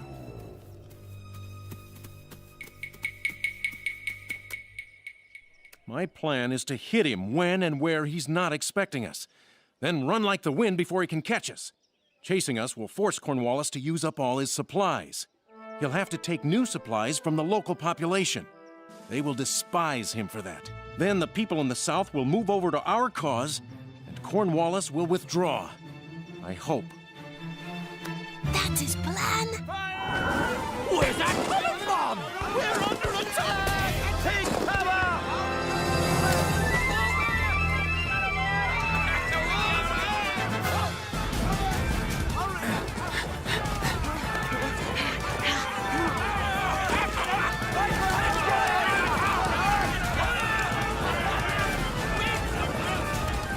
Sarah, I don't know if General Greene's plan to get the British to chase us all over the Carolinas is helping us win the hearts and minds of the population, but I sure am getting to see a lot of the country.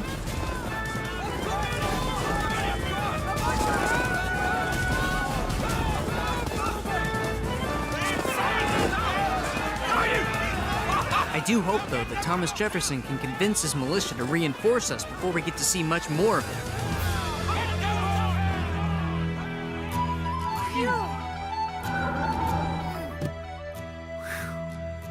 But Sarah, how are you?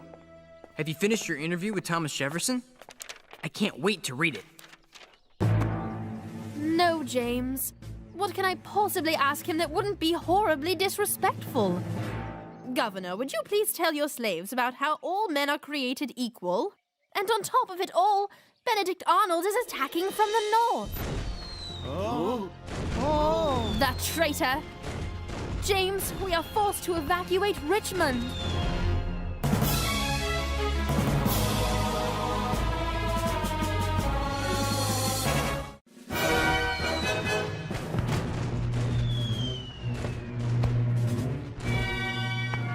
Sir, the British are nearing the city, 1,500 strong. What of our militia? Of the 4,600 men you called up, only 200 have reported. That means Arnold will march into Richmond unopposed. I never thought the traitor would make it all the way to Richmond. We must speed up our evacuation. Over there, the tree! Seek cover! Follow him! Not under the trees! We've got to get these men out of the rain. They could get struck by lightning. The trees attract it. It is what gave Benjamin Franklin his idea for the lightning rod. I'll yield to Dr. Franklin's science. Away from the trees! We'll try that barn over there. Let's go! Halt! We heard you were coming, General. Get off my land. Shelter from the rain, sir. That's all we require. I want nothing to do with your insurrection. You and your men, keep moving. We'll take his barn whether he likes it or not. Take it! Halt! You heard the man. We'll continue up the road. Move out!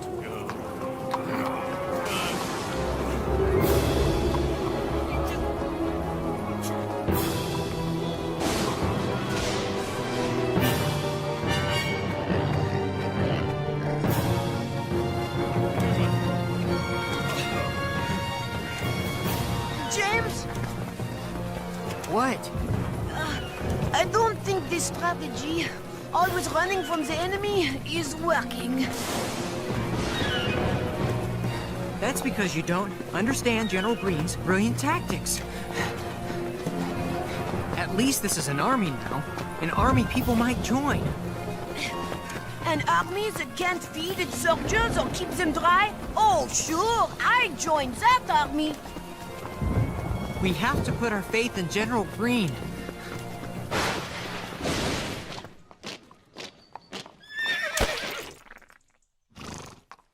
General Cornwallis, sir. All signs indicate that the enemy passed through here only hours ago.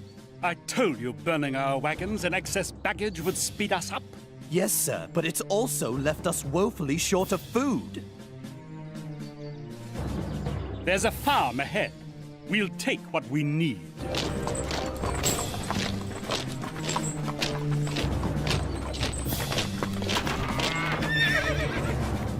No, stop! You can't do that. No!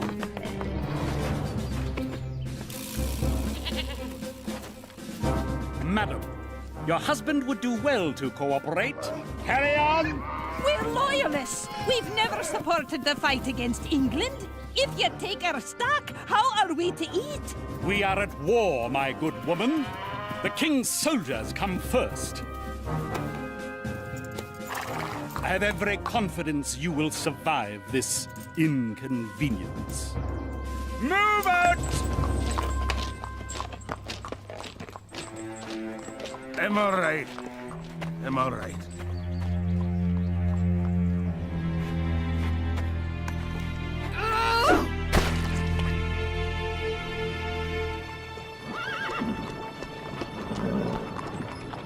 Dear James and Henri, the British have withdrawn to Portsmouth, and we are returning to Richmond. Prior to our evacuation, Governor Jefferson had finally made some progress toward convincing the Virginia legislature to provide men and supplies for General Greene. Now he must start all over. And as for my interview with the governor, it will instead be an expose revealing his awful hypocrisy on the issue of slavery. I'm sorry to be the bearer of bad news. Sarah. James, are we ever going to eat tonight? I found some hickory nuts, a hunk of ox jerky, and, well, I think this was a squirrel. Get that thing out of here. Hey, that was hard to find! Is food all you ever think about? I was just... There's more to this war than filling your belly. I'm sorry, James. Wait, Henri? I'm sorry. It's not you. I just found out there are still no reinforcements coming from Virginia. So the army's gonna have to keep running. Just like in New York and New Jersey, just like in Philadelphia, just like they've been doing for the whole war. General Greene says if we make it across the Dan River tomorrow, the running might be over. So what? You were right. His plan's not working. It's not winning anyone over to our cause. What am I supposed to tell the people who read our newspaper? Tell them our forces are so thin that General Greene does not want to risk their lives in an uneven fight. And tell them that the food in the South is not what it's cracked up to be, unless they like squirrel.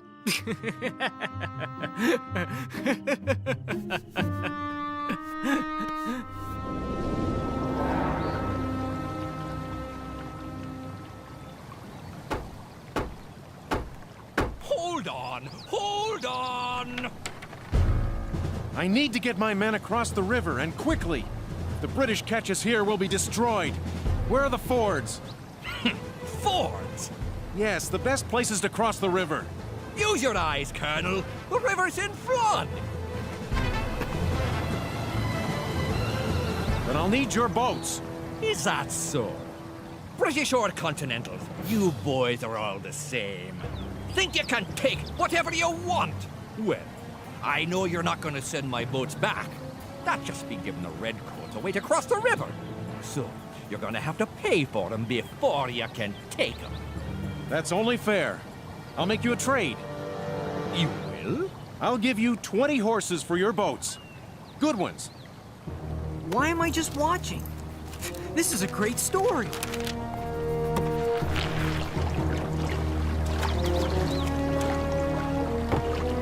The Southern Army owes you a debt of gratitude, sir. Thank you. General, I was neutral in this war. But from now on, consider me what are we calling ourselves these days? Revolutionaries? Sons of Liberty? Just Americans.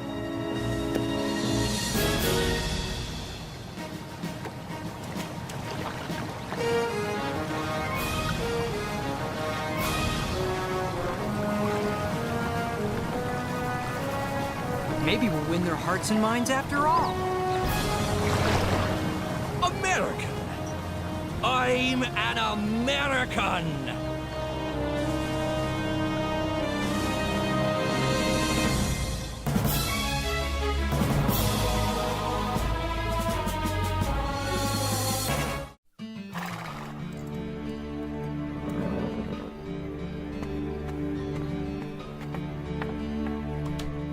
I'm disappointed that the legislature has once again refused my call for more militia, but I can't say I'm surprised.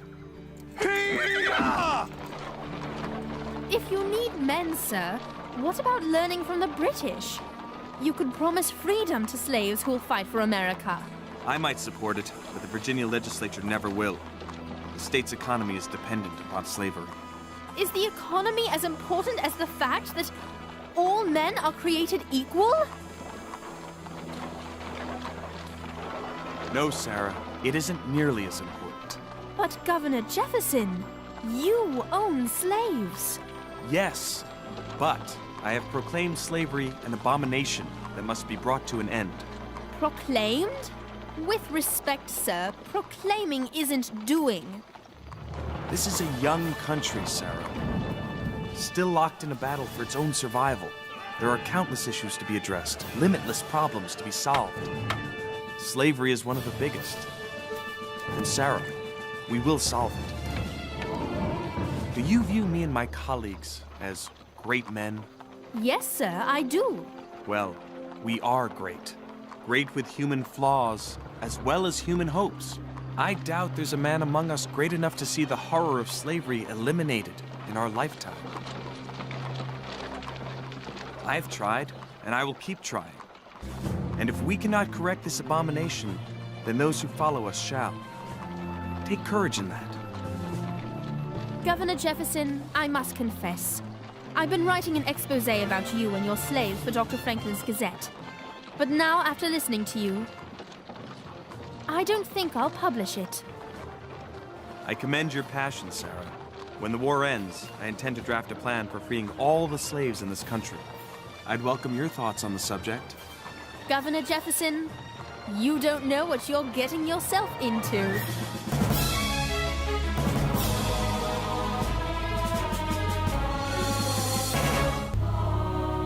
Here are some exciting scenes from today's episode of Liberty's Kids. Now that Lord Cornwallis has joined Benedict Arnold, I am not even strong enough to get beaten. Gentlemen, our fleet has finally arrived nearby at Chesapeake Bay. It will carry our troops to a position from which we will crush the rebels once and for all. We must have information. What about your spy, McKee? The one who helped you almost capture Arnold? This slave could make defeating the rebels significantly easier.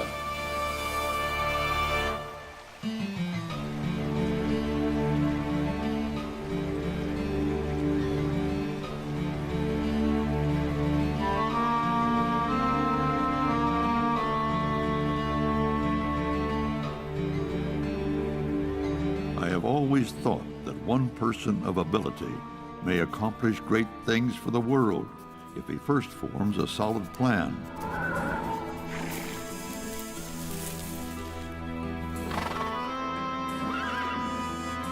And then passionately devotes himself to following it through.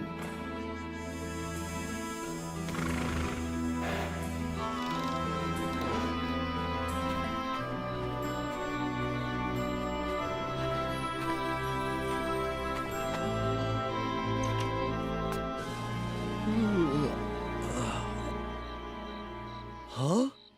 What is it, James? Master, do you believe in freedom? You know I do. I'm a patriot. I believe in this new country. General Lafayette left here only yesterday. I would like your permission to join him.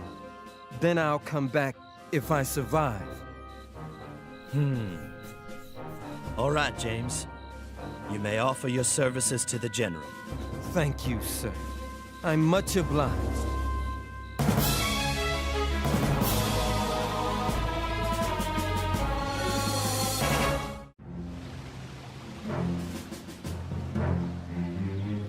Without a navy, we can do nothing decisive. With it, everything honorable and glorious. General Washington, when do you think the French fleet will get here? I expect General Rochambeau knows when Admiral de Grasse will grace us with his company, but our good ally is not sane. If the ships would arrive, we could take New York and end this war. The French haven't even come through with support for Lafayette, one of their own. Yes, General Knox. The poor Marquis races through the Virginia heat with barely 1,200 hungry men, trying to stop that traitor from burning more homes to the ground. Benedict Arnold. Pillaging my state. If only Lafayette could capture that traitor. I want the traitor. I want Arnold alive to face the justice he deserves. I would like to face General Arnold too, to ask him if he no longer believes all his lofty words about freedom. But we are powerless, running like rabbits from place to place.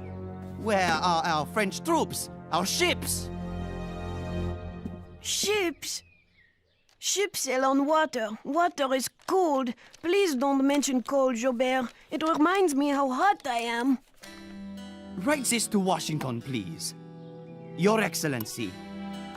Now that Lord Cornwallis has joined Benedict Arnold here in Virginia, I am not even strong enough to get beaten. I must find other means with which to fight. I remain supremely confident of our ultimate victory. But sir, I am running out of men, supplies, and ideas.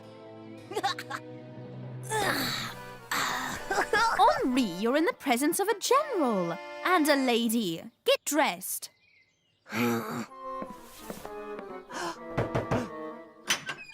General, there's a Negro here who wishes to join us. Bring him in. Who are you, my friend? James, sir.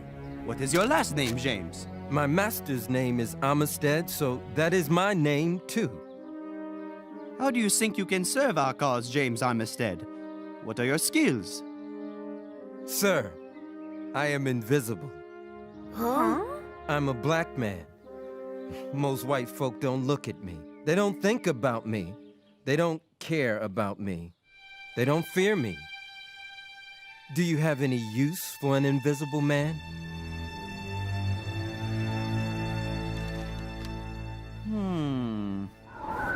This horrible southern heat. If General Clinton had heeded my advice and permitted me to crush Washington in the north, His Excellency would be a prisoner, and I wouldn't be in Virginia sweating like some beast of burden. General Arnold, sir, you ordered me to bring you any Negroes offering service? Ah, yes, in return for their freedom. They value freedom above all else. That is why Negroes can be relied on. Bring them in. How long have you lived in this area? All my life, sir. You know your way around, even in the dark? Yes, sir. You will serve me as my guide. First, clean my coat.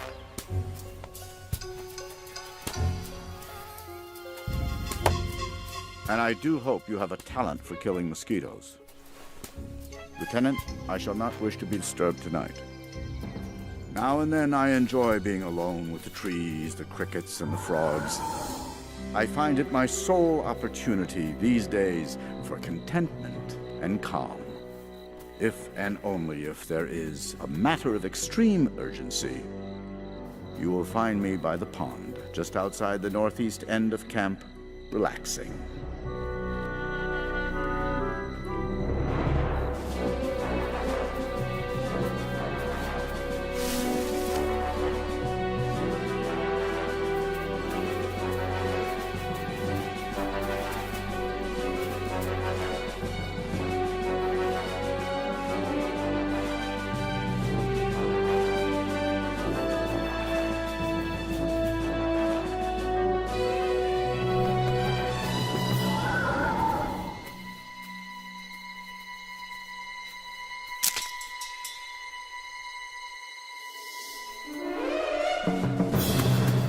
This way! After him! Over here! Where'd he go?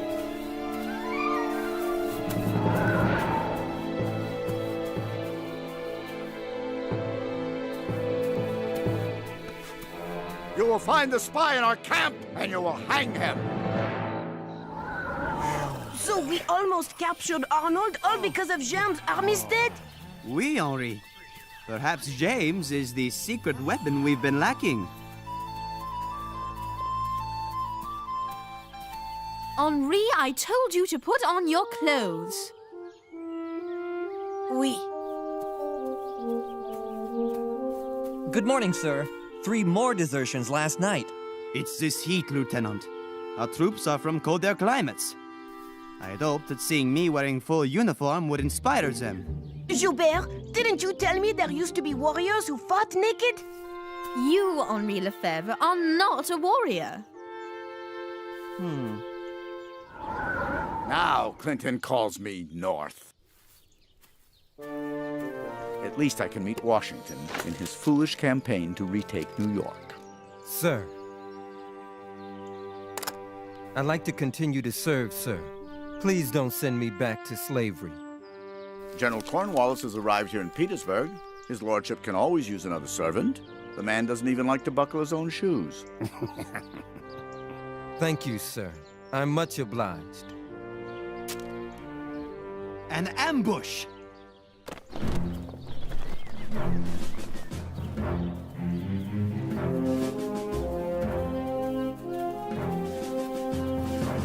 Captain Wayne, we wouldn't have lost any of your brave men at James River if we had intelligence of Cornwallis's plans. Thanks for the lightweight uniforms, sir. You are welcome.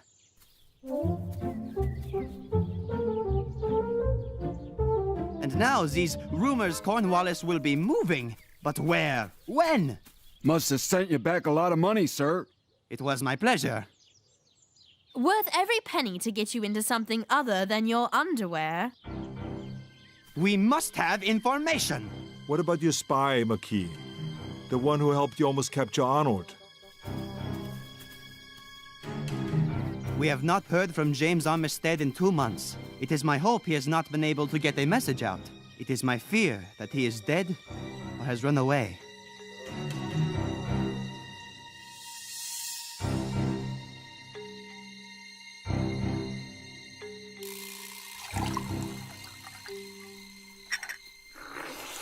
I asked the spies, "Sir, do you have any last words?"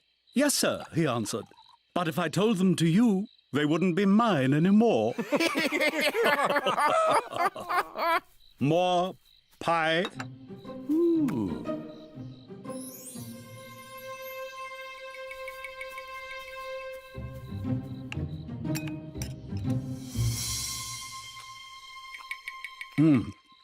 Now I shall tell you my news, which is not to travel outside this tent. Gentlemen, our fleet has finally arrived nearby at Chesapeake Bay. It will carry our troops to a position from which we will crush the rebels once and for all.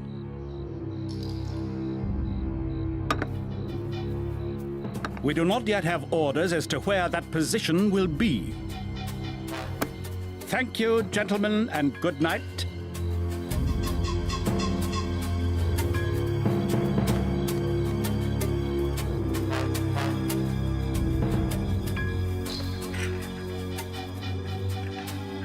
What's your name?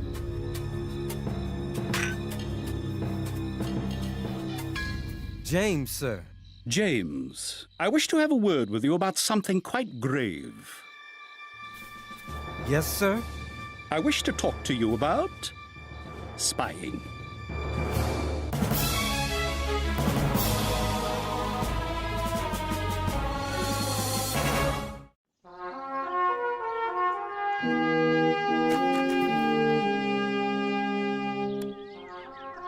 Lafayette had me write a letter to Washington for him. He told His Excellency he's devilish afraid of General Cornwallis. He's just trying to get Washington to send help. Joubert's not afraid of anything. Who's that?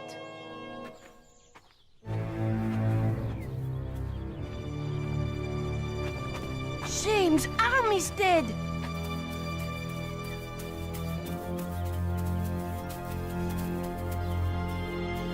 James!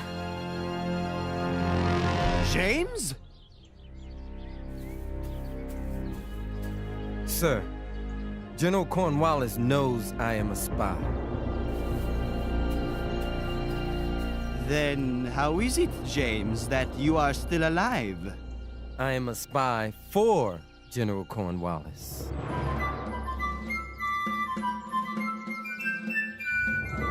Cornwallis thinks you are working for him? James, you are brilliant!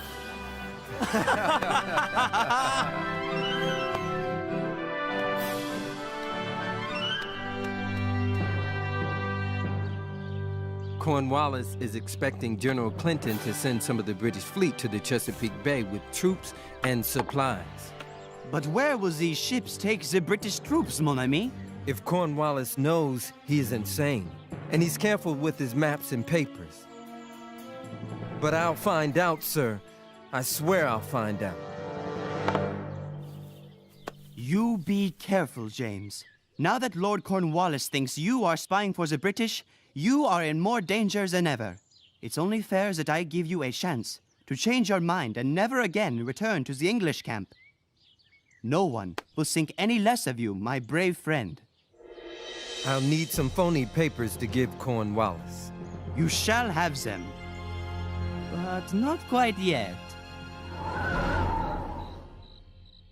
And now that we have finally received the orders containing our army's real destination, you, James, shall take these orders to Lafayette with a false destination to lead him astray. Tell him you took them from my pocket when I was drunk. Yes, sir. You shall have your freedom and more. You Negroes take care of me, and I shall take care of you. James, is tea ready? Another minute, sir. Then, Lieutenant, let us enjoy 60 seconds of fresh Virginia air. This slave could make defeating the rebels significantly easier. Ah, it's lovely outside. Now, Lieutenant, we must use this particular spy very carefully. Don't you feel like taking some air, too? I'll watch things here.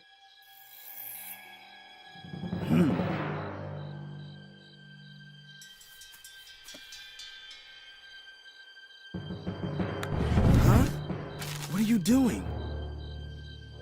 Simply the best crumpets I've ever eaten. I can only imagine the astonishment on my face. I know you'd be rewarded, but Delicacy in front of this grubby please little don't say anything. man. Please. I desperately wish I'd demanded the recipe from the man, but I was so surprised. I simply didn't think of it. I hope, Lieutenant, that our forces do not similarly squander such a splendid opportunity. Excellent. Cornwallis will move to near Yorktown here, where he'll wait for the British fleet to arrive in Chesapeake Bay. When his ships arrive, he will attack us. Washington must know of this immediately. James, how did you learn this?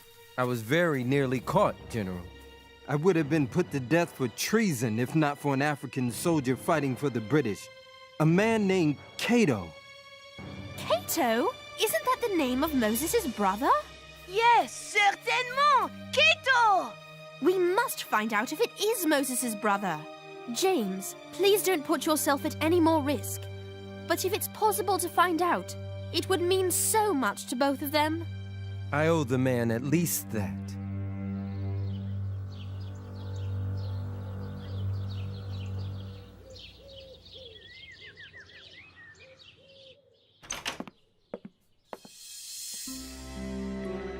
General Rochambeau lied to me. Our French fleet is headed for Chesapeake Bay in Virginia, not for New York as Rochambeau promised. My plan to take New York is ruined, but this might provide us with the opportunity we've been waiting for. We know Cornwallis is at Chesapeake Bay, sir. Yes, General Knox, at Yorktown. Admiral de Grasse will have 29 warships and 3,000 troops. Here, our army and Rochambeau could march south and join Lafayette on the other side of Yorktown. Here. We would then be surrounding the British by land and by sea. So the army marches south. It could be the huge victory we've been hoping for. Yes, James, it would certainly lead to a great victory, or a devastating defeat. The risk would indeed be grave. What if the march to Virginia in the heat decimates our troops? What if the French ships never reach Chesapeake Bay and leave us without naval support? What if we arrive here and the British fleet evacuates Cornwallis's forces? And worst of all, what if Cornwallis leaves before we even arrive in Virginia? News of very great importance is on the way. In the meantime, my dear Marquis, it is of the most critical importance that, at all costs, you prevent Cornwallis from leaving Yorktown. How can we hold Lord Cornwallis in Yorktown with so few men?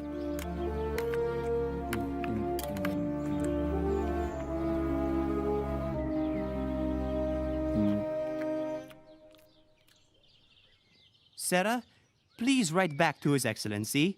I hope you will find we have taken the best precautions to lessen his lordship's chances of escape.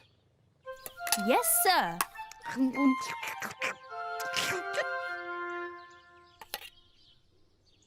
Is there any more, whatever this is?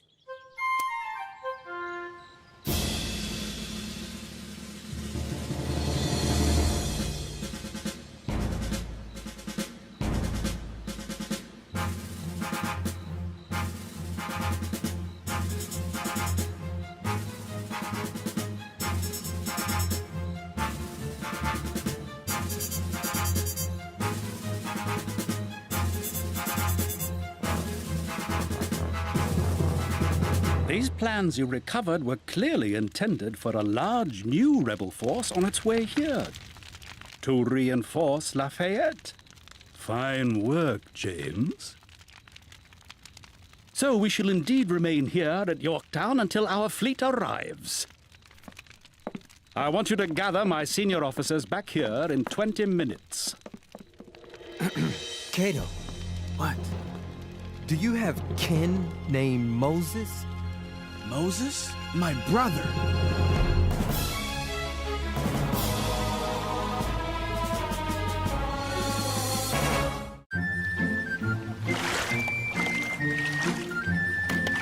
James, what do you think about during your long walks between our camp and Yorktown?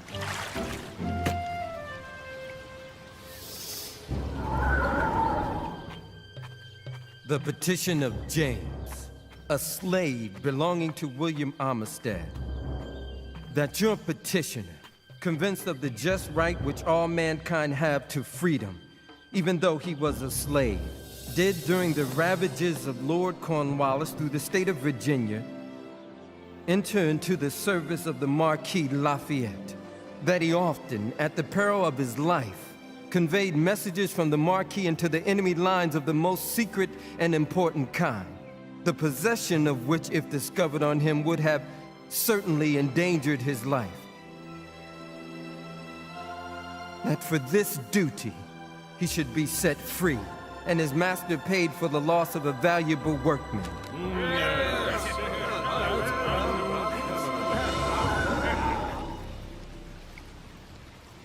Freedom, Sarah. Freedom.